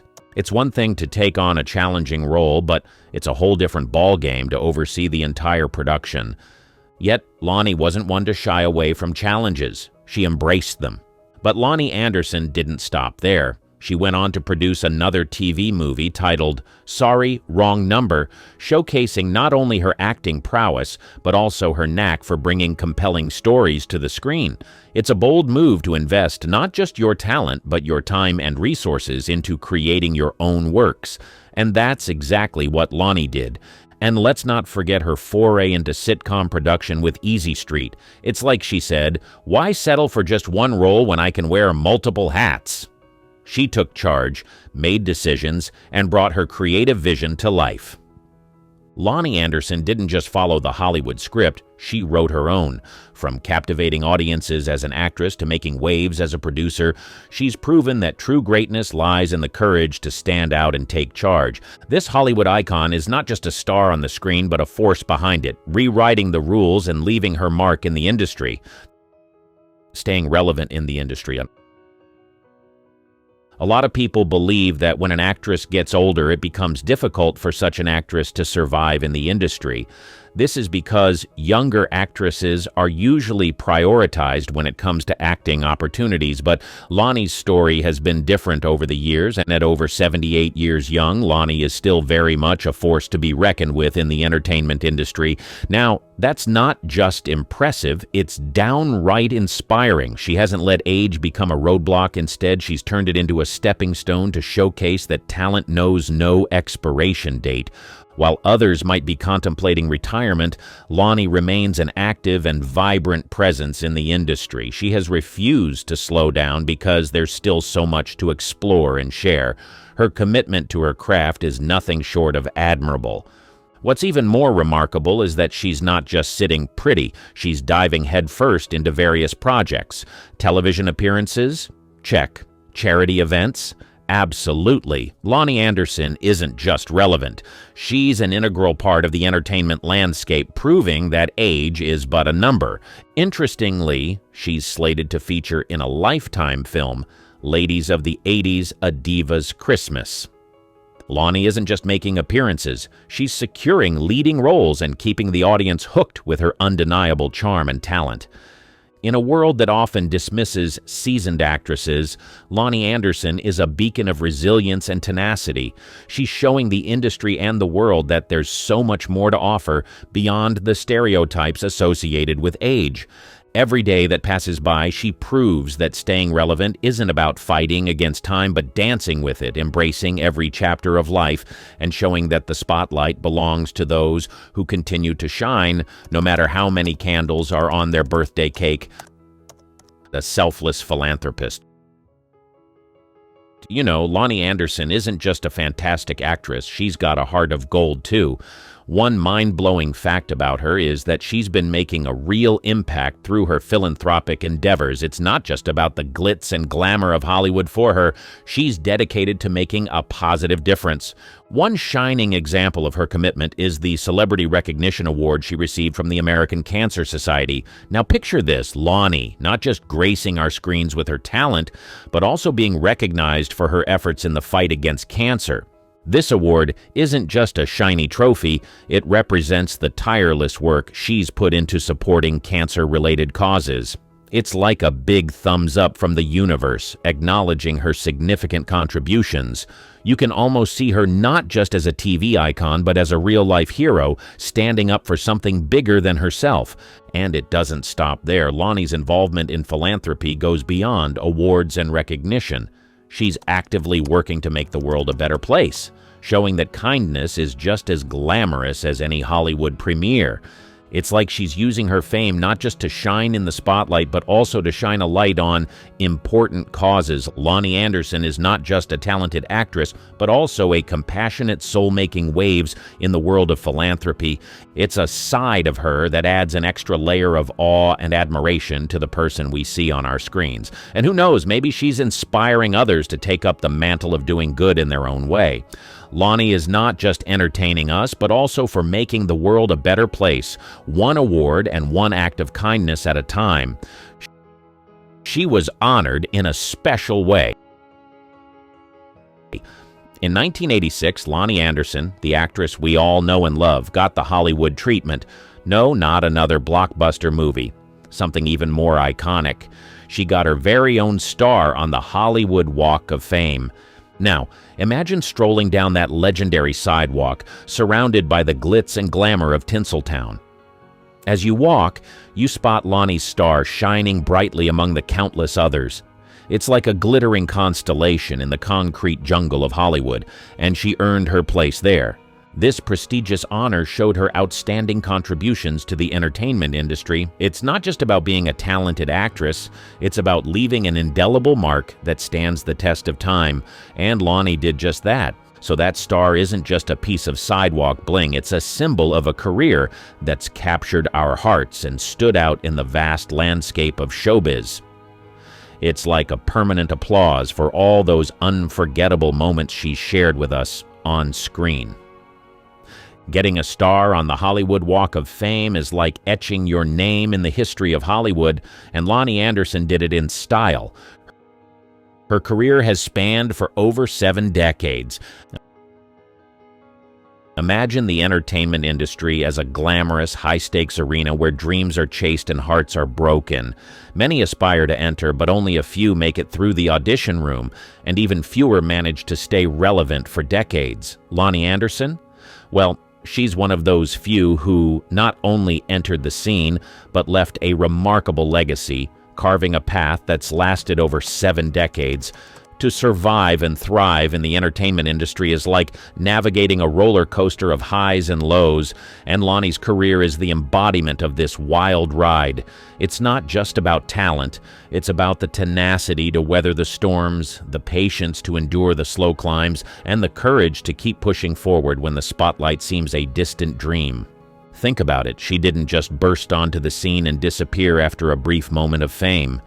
Nope. When the going got tough, Lonnie kept on pushing. Whether it was the early days when her career was taking baby steps or the pinnacle of her fame, she demonstrated an unparalleled determination to not just survive but thrive. And here's the beauty of it, she didn't just rest on her laurels once she hit the big time. Instead, she used her newfound fame to develop the skills and character traits necessary to sustain her position in the industry. It's like she turned every challenge into an opportunity for growth, evolving with the industry and staying relevant through the ever-changing tides of showbiz. Lonnie Anderson's career is not just a resume, it's a saga of passion, persistence, and an unwavering commitment to the craft. It's safe to say that she's a living legend. In the early 1940s, Ava Gardner went from being a poor teenager from Grabtown to being one of the most desired stars in Hollywood. While this transformation changed her financial status, fame came with its challenges. From navigating Hollywood as a young, attractive woman to having romantic relationships with some of the most attractive men in Hollywood, Ava Gardner lived an interesting life. In the late 1980s, she decided to let the world know some of her deepest, darkest secrets by writing a memoir. You are about to unveil some of the shocking revelations she penned down in her memoir. The Calm Before the Storm. Like many other Hollywood stars, Ava Gardner came from humble beginnings. Several years before the spotlight shone on her, Ava Gardner was living a normal life in the rural community of Grabtown. Born on Christmas Eve in 1922, Ava Gardner was the seventh child of Jonas and Mary Gardner. Right from childhood, Ava was a bright young girl, and greatness was written all over her. She spent her early years surrounded by her siblings and parents as they lived in a farmhouse. She grew up enveloped by the enchanting landscapes of the rural South, where cotton fields stretched as far as the eye could see, and the sunsets painted the sky in hues of gold and crimson. Around their house, there were acres of land where her parents cultivated cotton in order to earn a living. Truth is, Ava's parents were hardworking people, and they did all they could to provide for their children, but tragedy soon struck and frustrated their efforts. When Ava turned 3, her family experienced something that shook the foundation of their close-knit family. It was said that a fire erupted and burnt down their barn and cotton gin to the ground. It was a terrible experience that completely changed their lives. The tragedy left their finances in shambles, and Ava's family had to start again from scratch. Her family would later be relocated to Brogden, where her parents took on odd jobs in order to survive. With the dawn of the Great Depression, things got worse for the family, but through it all, her parents insisted on Ava and her sisters getting basic education. After the unfortunate death of her father in 1938, Ava and her family were left to fend for themselves. Somehow, growing up in these difficult situations made Ava Gardner even more resilient. She would later find herself gravitating towards the world of showbiz. Interestingly, her mother saw that she had star potential right from the start and encouraged her to step into Hollywood when the opportunity presented itself. Ava Gardner was still very young when she was discovered. Sure, she was excited about being a Hollywood star, but nothing prepared her for the shocking events that would unfold. Entering the tumultuous world of Hollywood, it was like a dream come true when Ava Gardner was selected to be one of MGM's young stars. Little did this 18-year-old know that fame and influence came at a cost. In the bustling streets of New York City, a star was about to be born, and her name was Ava Gardner. Her journey to Hollywood stardom was set in motion by a series of serendipitous events and the discovery of her radiant beauty. As fate would have it, one fateful day, her elder sister's husband, who was a portrait photographer, thought it would be wise to take pictures of young Ava Gardner and display them in his studio. Ava Gardner's beauty and natural charisma were evident from the moment she stepped in front of Larry Tarr's camera. Recognizing her potential, Tarr wasted no time and took several captivating portraits of the young beauty. Larry Tarr was so impressed by Ava's photographs that he displayed them in the window of his photography studio. Little did he know that these very pictures would become the catalyst for Ava's journey to stardom. One of those very portraits caught the eye of a prominent talent agent, who was immediately struck by Ava's stunning features and undeniable allure. This agent wasted no time in reaching out to Ava and offering her an opportunity that would change her life forever. The name of this influential talent agent was Al Altman. He saw in Ava Gardner the potential for greatness and saw to it that her talent was recognized by the right people in the entertainment industry. It wasn't long before Ava's unique beauty and promising star quality caught the attention of none other than MGM Studios, one of Hollywood's most prestigious film studios. MGM was determined to turn this diamond in the rough into a shining star on the silver screen. She may not have aced her first test in the studio, but they believed that they could train her and turn her into a star. With a contract in hand, Ava Gardner bid farewell to her life in New York and embarked on a new chapter in Hollywood. It was 1941 when she made her debut in a small role in the film Babes on Broadway, which was just the beginning of her remarkable career. Her looks were undeniably instrumental in opening doors for her in Hollywood. With her piercing green eyes, cascading brunette locks, and radiant smile that could light up the darkest room, she possessed a kind of beauty that was simply irresistible. But it wasn't just her beauty that set her apart. Ava had a presence and confidence that demanded attention, making her a standout among the aspiring starlets of the time. As she honed her acting skills and gained more experience, critics and audiences alike couldn't help but notice the raw talent that lay beneath her beautiful exterior. She had a unique ability to connect with her characters and bring them to life on the screen. As the years went by, Ava Gardner's star continued to rise, and she went on to deliver unforgettable performances in iconic films like The Killers, Mogambo, and The Barefoot Contessa, making her one of the brightest stars in Hollywood. As expected, her glory days in Hollywood came with a lot of attention from men. She was one of the most desired actresses of her time, and a lot of influential men wanted to be with her. But after several years of fame and influence, Ava Gardner found herself in a dark place in the late 1980s. The lights had dimmed and the applause had faded. She was broke, alone, and usually drowning in alcohol. This was the period that she made up her mind to write a memoir, revealing some of her deepest, darkest secrets. Her shocking revelations about Mickey Rooney. "I either write the book or sell the jewels, and I'm kinda sentimental about the jewels." Ava Gardner said this as she explained why she made up her mind to write a book. She desperately needed to get out of the financial situation she was in, and she knew without a shadow of a doubt that a memoir would grab the attention of several people and sell like crazy. As soon as her mind was made up, she called the renowned British journalist Peter Evans to ghostwrite a book filled with her deathbed confessions. At the very top of her confession list was the story of her relationship and marriage to none other than Mickey Rooney. Ava Gardner was only 19 years old when she met Mickey Rooney on the MGM set. The young Mike Rooney was filming a comedic musical number when Ava Gardner stepped in.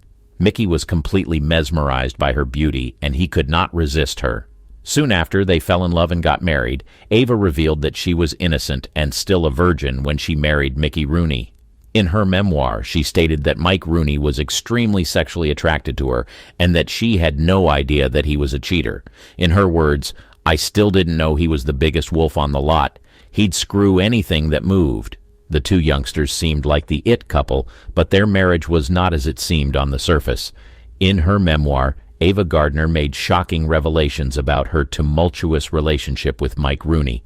According to her, her marriage to Mickey Rooney would become a tumultuous affair, riddled with betrayal and heartache. After their wedding, he began to unleash the cheater in him. She recalled a particular incident that took place at one of the lowest moments of her life. She had fallen ill and was hospitalized after an appendectomy. To her greatest surprise, Mike Rooney didn't hesitate to cheat on her. Even though Ava was recovering from an appendectomy in the hospital, Mickey Rooney's wandering eye knew no bounds. In a stunning display of audacity, he chose to cheat on his stunning wife right in their marital bed. As Ava Gardner lay in the hospital, weakened from the surgery, She never expected her husband's disloyalty to strike so close to home. The betrayal in her most vulnerable moment was proof of Rooney's reckless behavior all through their marriage. Known for his insatiable appetite for women, Mickey Rooney seemed to move from one conquest to another with ease. According to Ava, he went through the ladies like a hot knife through fudge, indicating the extent of his infidelity. Through her candid statement, Ava Gardner shed light on the painful reality of her marriage, unveiling the heartache she endured as her husband's eyes wandered all through their marriage. Through it all, they maintained an image of a perfect couple on the outside, until their marriage came crumbling down in May 1943, a year later. Sadly, her tumultuous first marriage was only the beginning of a series of romantic relationships that would affect Ava Gardner in ways she never imagined. She never loved Howard Hughes. After her first marriage came to an end, the actress got into a relationship with Howard Hughes. She had genuinely given her heart to Mike Rooney, but she couldn't say the same for Howard Hughes. In her memoir, she revealed that she never loved Howard. She made it clear that she was appreciative of what he did for her mother, but she didn't like certain things about him. When her mother was dying, Howard paid for her medical care. This was a reflection of his kind heart, but there were some things about him that she just couldn't shake off. In her memoir, she alleged that Howard had prejudiced views and biased attitudes. In her words, Howard wouldn't piss on a black man to put him out if he was on fire. As surprising as this revelation was, Ava Gardner was just getting started. Her next revelation was about Artie Shaw, her second husband. She called Artie Shaw a bully. Her career was beginning to take off in the mid-1940s, and everything seemed to be going well. Then she met Artie Shaw. He seemed like the perfect man, but time would prove otherwise. As fate would have it, Ava's introduction to Artie came through a mutual friend, actress Frances Heflin, and it was an encounter that sparked a whirlwind romance. Artie had just returned from the Second World War, and he was riding the waves of fame as a celebrated band leader and composer. When they met, they looked like a match made in heaven. With his intelligence and charisma, Ava fell head over heels for him in no time. Their love blossomed, and after several months of dating, Ava took the leap and moved in with Artie. On a serene October day in 1945, the couple exchanged vows in a small ceremony at their Beverly Hills abode.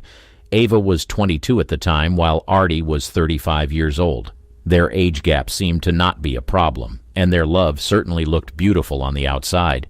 Unfortunately, the fairy tale took a bitter turn once the confetti settled. Despite a longer courtship and living together before tying the knot, their marital bliss was short-lived, and the relationship began to unravel after the wedding bells had chimed. In the pages of her memoir, Ava Gardner would later lift the curtain on the truth behind her turbulent marriage. The Artie Shaw she thought she knew was not the man he appeared to be. Ava revealed that beneath Shaw's suave exterior lay a different side, a kind of bully who constantly belittled her, chipping away at her confidence and happiness. In her words, he was another kind of bully, he was always putting me down. The revelation in her memoir was a shocking twist in the tale of their love story, unveiling a darker reality behind the glamorous facade of Hollywood's golden couple.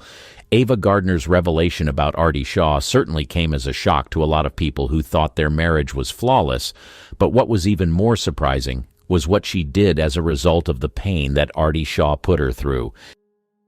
She took an IQ test. Within the pages of her memoir, Ava Gardner would unveil something that she did while she was married to Artie Shaw. Despite the success she had amassed in Hollywood, Ava claimed that she found herself grappling with feelings of intellectual inadequacy when she was married to Artie Shaw. She claimed that she was so unhappy that she found herself indulging in vices. According to her, she was smoking 3 packs of Winston's a day and getting drunk constantly while she was married to Artie Shaw. In her words, he had me convinced that I was completely stupid. I didn't have an enormous IQ, but I did have a high one. In her memoir, she revealed that her then-husband, Artie Shaw, said and did things that made her doubt herself. Ava felt intellectually overshadowed by Shaw's brilliance, which left her yearning for a way to measure her own intelligence. In search of validation, she decided to take an IQ test. The IQ test became a pivotal moment in Ava's life, as it revealed that her insecurities were unfounded. Her results indicated a high score, proving that she was more than just a woman with good looks. She possessed intelligence and wit that could rival the best. The revelation of her high IQ score was both empowering and liberating for Ava. After seeing the test result, her self-doubt was finally put to rest. The couple later got divorced on the 25th of October 1946. She claimed that Artie dumped her 1 week after their first anniversary for another woman. However, the end of her marriage to Artie Shaw would lead her to a man that she considered the love of her life, finding true love in a secret affair. When Frank Sinatra laid his eyes on Ava Gardner, he knew then and there that he wanted her for himself, but he was married at the time. Although he ended up leaving his wife for her, Ava Gardner revealed that she was unfaithful to Frank Sinatra. In the late 1940s, Ava Gardner's career was on the rise. She was making waves for her role in high-profile movies like The Hucksters and The Great Sinner. This was the period that she began to fall in love with renowned singer and actor Frank Sinatra. Ava and Frank Sinatra initially met while she was still married to her first husband, but nothing transpired between them until they met again in a party in 1949. Frank was still married to Grace Sinatra at the time, but their marriage was reportedly in shambles. It was said that Ava and Frank could not stay away from each other, so they began a secret love affair. They tried to be discreet, but the world soon found out about it.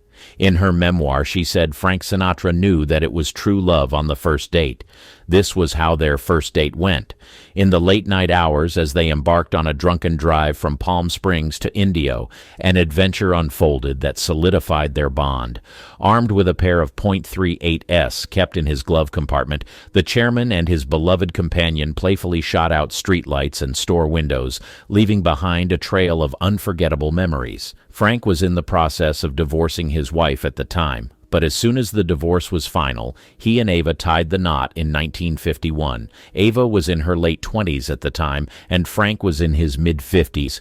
Their love was said to be electrifying at the start, but things soon changed. In her memoir, she revealed that they started having problems during their courtship. From the outset, their courtship seemed like a tempestuous whirlwind, marked by fiery encounters and bouts of boozing and fighting. While their passionate connection drew them together, it also led them down a path filled with turbulence and emotional storms. Ava also revealed that she got pregnant twice when she was with Frank Sinatra, and she aborted both times. These heart-wrenching choices made amidst the strains of their relationship left an indelible mark on both of their lives. As the years passed, the fervor that once brought them together couldn't save them from their own inner demons. The same intensity that sparked their romance seemed to fuel their conflicts, leading to a marriage that mirrored the turbulence of their courtship. Their union became plagued by public dispute and chaos that filled the tabloids.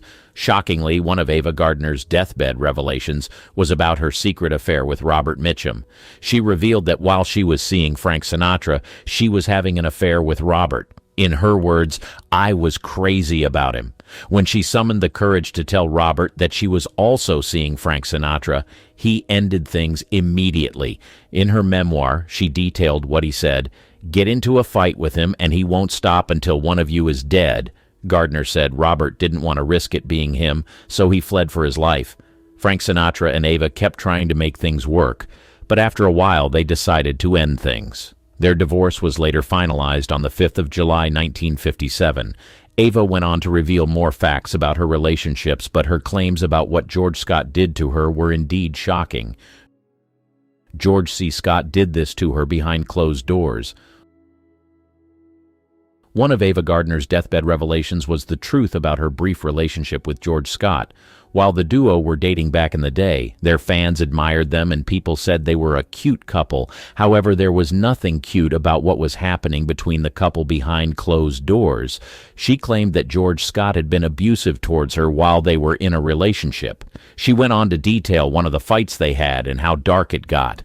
According to her, he got physically abusive when he was drunk. In one of their fights, she said Scott smashed bottles to make weapons. She was terrified of what he was going to do next, but again, he had abused her this way before. In her words, He was kneeling across me, waving the jagged edges of the glass in front of my face with one hand and hitting me with the other, telling me he loved me and smashing a fist into my eye. "Marry me, do you hear what I'm saying?" Followed by another blow.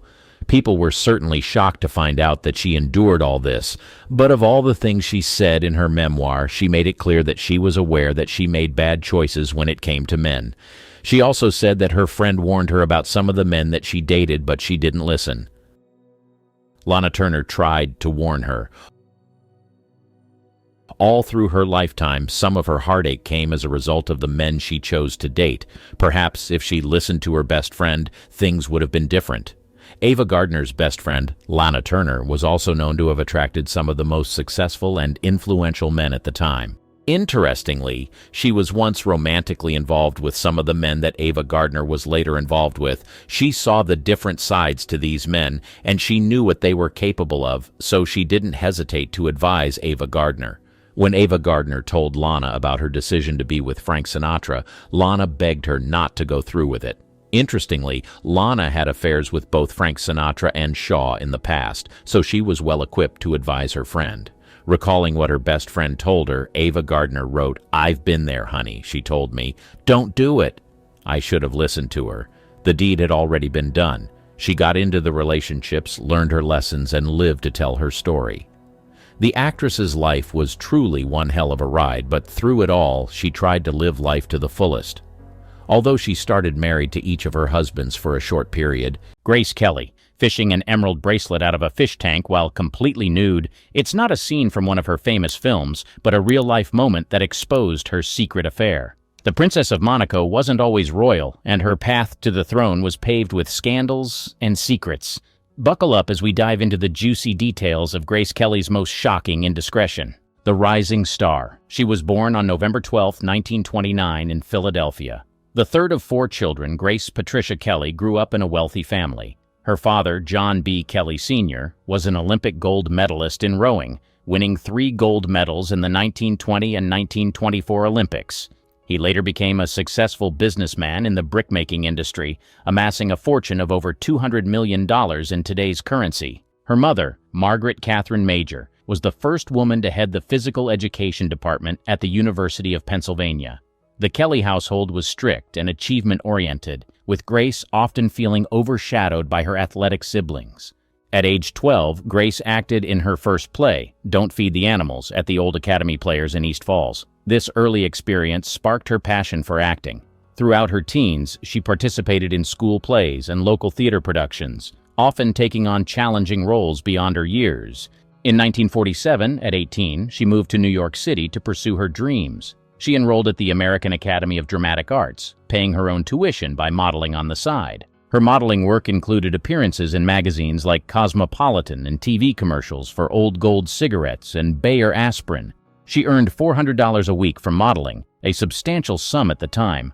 During her time at the Academy, Grace studied under renowned acting coach Sanford Meisner, who helped shape her naturalistic acting style. She also took dance lessons and worked on perfecting her diction, determined to lose her Philadelphia accent. Her first big break came in 1949 when she debuted on Broadway in The Father by August Strindberg. Though the play ran for only 69 performances, it caught the attention of Hollywood producers. Critics praised her luminous quality, foreshadowing her future screen presence. In 1951, she made her film debut in 14 Hours, playing a small role as Louise Ann Fuller. The part lasted only 2 minutes on screen, but it was enough to get her noticed. Director Henry Hathaway later said, "There was something very special about her. She was graceful, gracious, and projected an inner calm." Her breakthrough came in 1952 when she starred opposite Gary Cooper in High Noon. The film was a massive success, winning 4 Academy Awards. Grace's performance as Amy Fowler Kane earned her critical acclaim and opened doors in Hollywood. The New York Times praised her bravely gallant and strong performance, highlighting her ability to hold her own against the veteran Cooper. During this time, she dated several high-profile men, including Clark Gable and Ray Milland. However, she kept her personal life private, cultivating an image of elegance and sophistication. She was often seen at the Stork Club, a popular celebrity haunt, but always maintained a dignified presence. In a rare interview from that period, Grace said, I think it's because I was brought up believing it was graceless to talk about yourself and immodest to call attention to yourself. This reticence only added to her mystique and appeal. By 1953, at just 24 years old, Grace had become one of Hollywood's most sought-after actresses. She signed a 7-year contract with MGM, worth $750 per week with built-in raises. The American Academy Romance. In 1947, Grace Kelly began her studies at the American Academy of Dramatic Arts in New York City. The prestigious school, founded in 1884, had already produced stars like Spencer Tracy and Lauren Bacall. During her time at the Academy, she met Don Richardson, a 30-year-old instructor. Richardson, married but separated, taught acting and directed student productions. Despite their 12-year age gap, the two quickly developed a close relationship. Grace excelled in her studies, earning praise from instructors and fellow students alike. In her second year, she played the lead in the Academy's production of The Philadelphia Story, a role that would later become iconic in her film career. Richardson, impressed by her talent and beauty, began to mentor her closely. Their relationship soon turned romantic, though they kept it discreet due to the school's policies and Richardson's marital status. In a later interview, Richardson recalled, "Grace was not the naive, sheltered girl many thought. She was a determined young woman who knew what she wanted. Her time at the Academy was marked by hard work and ambition. She took on various jobs to support herself, including modeling for the Walter Thornton Agency and working as a photographer's assistant." The relationship with Richardson continued to deepen, becoming a significant part of her early adult life. It was her first serious romance, and it would later play a crucial role in shaping her approach to relationships. By the time Grace graduated from the Academy in 1949, she had not only honed her acting skills, but also experienced her first taste of the complex romantic entanglements that would later define her personal life. Family disapproval. In 1950, Grace Kelly brought Don Richardson home to Philadelphia to meet her family. The Kellys, a prominent Irish Catholic household, lived in a stately brick mansion in the East Falls neighborhood. Her father, Jack Kelly, was a self-made millionaire and former Olympic rower. Her mother, Margaret, was a former model and swimming instructor. The family, including 3 siblings, adhered to strict Catholic values. The meeting was tense from the start. Jack Kelly, known for his blunt manner, immediately took issue with Richardson. He was 12 years older than Grace, still legally married and Jewish. All red flags for the conservative Kellys. During dinner, Jack Kelly reportedly asked Richardson pointed questions about his background and intentions. Her mother, Margaret, remained politely distant throughout the evening. Grace's older sister, Peggy, later recalled, "Father was furious. He couldn't believe she would bring home someone so unsuitable." The family's disapproval was clear. Jack Kelly allegedly told her, "No daughter of mine will be involved with a divorced man, let alone a Jew." This rejection deeply upset Grace, who had hoped her family would see beyond their prejudices. She stood by Richardson, causing a rift with her parents that would take months to heal. Despite the family's objections, she continued her relationship with Richardson in New York.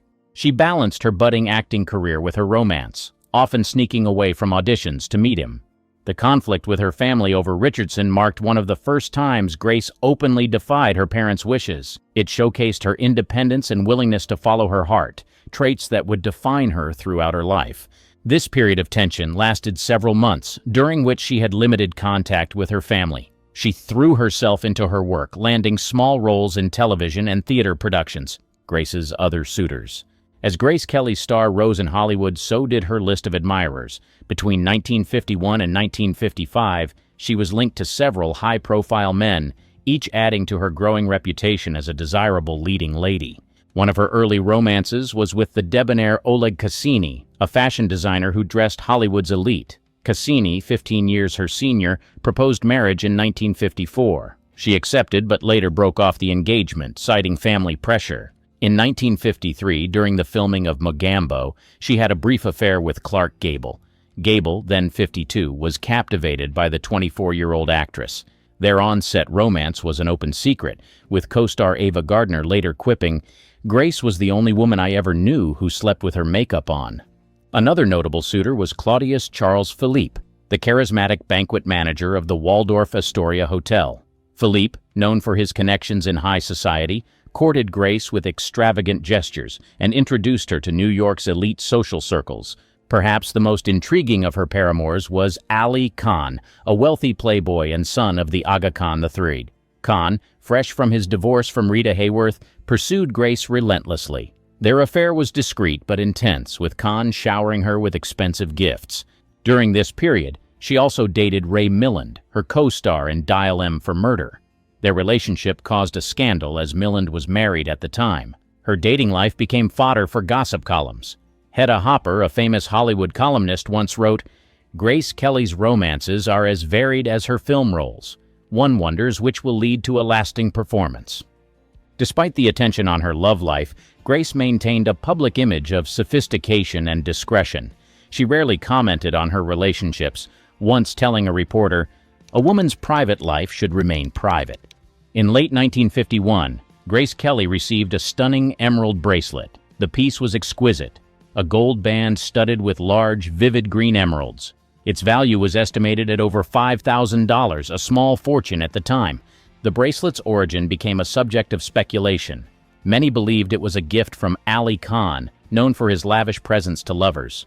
Khan had a habit of giving similar jewelry to his paramours, often recycling designs. Grace wore the bracelet sparingly, aware of its potential to spark gossip. She was seen with it at a few Hollywood parties, always deflecting questions about its provenance. During a fitting for High Noon in 1952, costume designer Edith Head noticed the bracelet. Head later recalled, "It was too opulent for a young actress's salary. I knew it must have come from an admirer." The bracelet became a secret symbol of her hidden romantic life. She kept it in a locked jewelry box in her apartment, away from prying eyes. In March 1952, Grace attended a charity gala wearing the bracelet. Gossip columnist Luella Parsons noted in her column, "Miss Kelly's new emerald bracelet caused quite a stir. One wonders who the generous benefactor might be." The jeweler who created the bracelet, wishing to remain anonymous, described it years later. "It was a custom piece designed to catch the light. Whoever commissioned it wanted to make a statement." Grace's close friend, actress Rita Gam, once asked about the bracelet. Grace reportedly smiled and said, "A lady never tells, darling." The fateful evening. On a crisp autumn evening in 1952, Grace Kelly invited Don Richardson to her New York apartment. She had just finished filming Mogambo and was back in the city for a brief stay. The apartment, located on East 66th Street, was a small but elegantly furnished one-bedroom. She had decorated it herself, mixing antiques with modern pieces. Richardson arrived around 8 p.m., bringing a bottle of champagne to celebrate Grace's recent success. The couple had been seeing each other less frequently due to her busy filming schedule. Grace greeted him wearing a simple black dress, her hair loose around her shoulders. What caught Richardson's eye, however, was the emerald bracelet glinting on her wrist. The evening began pleasantly. They shared a light dinner Grace had prepared, a salad and cold chicken, a recipe she'd learned from her mother. After dinner, they moved to the small living room. She put on a record, Frank Sinatra's "I've Got You Under My Skin," and poured more champagne. As they talked, Grace seemed distracted, frequently touching the emerald bracelet. Richardson later recalled, "She kept fiddling with it, almost nervously." Around 10 p.m., she excused herself to change. When she returned, she was wearing nothing but the emerald bracelet. This bold move was uncharacteristic of the usually reserved Grace. The confrontation. Richardson, who had been in a relationship with Kelly for several months, noticed a distinctive emerald bracelet she was wearing. He recognized it as similar to one he had seen on another woman at a party. That woman had mentioned it was a gift from Ali Khan, a well-known playboy and international socialite. When Richardson questioned Kelly about the bracelet's origin, she was unable to provide a satisfactory explanation. This led to a heated discussion about their relationship and Kelly's involvement with other men, particularly Ali Khan. The confrontation resulted in the end of Kelly and Richardson's relationship. Richardson, feeling betrayed, broke things off with Kelly. Grace's primary concern following the breakup was likely protecting her public image and burgeoning career. As a rising star in Hollywood, she was acutely aware of the potential damage that personal scandals could cause. In the days and weeks following the incident, Grace continued her work in Hollywood without any public hint of personal turmoil. She maintained her carefully cultivated image of elegance and purity, which was crucial to her appeal as an actress. The bracelet incident, while significant in her personal life, did not impact her professional trajectory. Grace's career continued to flourish. suggesting that she was adept at separating her private affairs from her public persona. Hollywood assent. In the wake of the bracelet incident, Grace Kelly threw herself into her work. 1953 saw her star rise meteorically in Hollywood, transforming her from a promising newcomer to a bona fide A-list celebrity. Her performance in Mogambo alongside Clark Gable and Ava Gardner earned her first Academy Award nomination for Best Supporting Actress. The film, directed by John Ford, was a romantic adventure set in Africa. It grossed over $8 million at the box office, a substantial sum for the time. On set, director John Ford praised Grace's professionalism. "She's always prepared, always on time," he told reporters. A director's dream. Ford, known for his gruff demeanor, rarely gave such effusive praise, making his words all the more impactful in Hollywood circles. In rapid succession, she appeared in 5 films in 1954, an incredible feat that demonstrated her work ethic and versatility as an actress. Dial M for Murder, directed by Alfred Hitchcock, was her first collaboration with the master of suspense. The Thriller, in which she played a woman marked for murder by her husband, made $2.7 million domestically. Hitchcock was impressed by Grace's ability to project vulnerability and strength simultaneously. Rear Window, another Hitchcock classic, followed. Her chemistry with James Stewart was palpable, and the film earned $5.3 million at the box office. Her character, Lisa Fremont, became a fashion icon, with women across America clamoring to emulate her elegant style. Edith Head, the costume designer, said, "Never have I worked with someone who knew so instinctively what worked for her on screen." The country girl proved to be Grace's defining role. Playing against type as Georgie Elgin, the dowdy wife of an alcoholic, she stunned critics and audiences alike. To prepare for the role, she spent time observing the wives of alcoholics in support groups, bringing a raw authenticity to her performance. Variety praised her eloquent portrayal, calling it a tour de force. The film grossed $6.5 million, impressive for a dramatic piece without action or adventure elements. On March 30th, 1955, she won the Academy Award for Best Actress for The Country Girl. At 25, she was one of the youngest winners in that category. The ceremony, held at the RKO Pantages Theater in Hollywood, was a star-studded affair. She beat out stiff competition, including Judy Garland, who many had considered the favorite for A Star is Born. In her acceptance speech, Grace said, "The thrill of this moment keeps me from saying what I really feel." The audience gave her a standing ovation that lasted nearly a full minute. Behind the scenes, she worked tirelessly. She often spent 14-hour days on set, followed by hours memorizing lines for her next role. She was known to arrive on set before dawn, often beating the crew to prepare for her scenes. By the end of 1955, Grace had become one of Hollywood's highest-paid actresses, commanding $100,000 per film. This put her in the same league as established stars like Marilyn Monroe and Elizabeth Taylor. She had also successfully buried any whispers of scandal, her public image untarnished by her private affairs. In just 3 years, she had gone from a relative unknown to an Oscar-winning superstar, setting the stage for what many expected to be a long and illustrious career in cinema. The Hitchcock years and royal destiny. In 1955, Grace Kelly's collaboration with Alfred Hitchcock reached its peak with To Catch a Thief. Filmed on the French Riviera, it grossed $8.75 million worldwide. The film's success was due in large part to the chemistry between Grace and her co-star, Cary Grant. Hitchcock utilized the stunning locations and her elegance to create a visually sumptuous film that audiences flocked to see. Hitchcock praised Grace's acting, saying, "She's the only actress I've worked with who has a complete understanding of the frame." This high praise from the notoriously perfectionist director spoke volumes about her technical skill and screen presence. Hitchcock would later admit that Grace was his favorite actress to work with, citing her intelligence and ability to take direction. During the Cannes Film Festival in May 1955, Grace met Prince Rainier III of Monaco. The meeting, arranged by Olivia de Havilland, lasted only 15 minutes, but would change the course of her life. She was in Cannes to promote To Catch a Thief and represent the U.S. delegation at the festival. The brief encounter with Rainier was initially seen as nothing more than a photo opportunity. In December, Rainier visited the U.S. on a tour to bolster American support for his small principality. He reconnected with Grace in Philadelphia, where he was a guest at the Kelly family home. After just 3 days, Rainier proposed to her with a Cartier engagement ring featuring a 10.47-carat emerald-cut diamond. The whirlwind romance caught the public's imagination, with newspapers dubbing it a real-life fairy tale. MGM, seeing a publicity opportunity, agreed to pay the $2 million dowry demanded by Monaco. They also negotiated to film the wedding, resulting in the documentary The Wedding in Monaco. This savvy move by the studio turned what could have been a loss, Grace leaving acting, into a publicity coup. Her last film, High Society, wrapped in January 1956.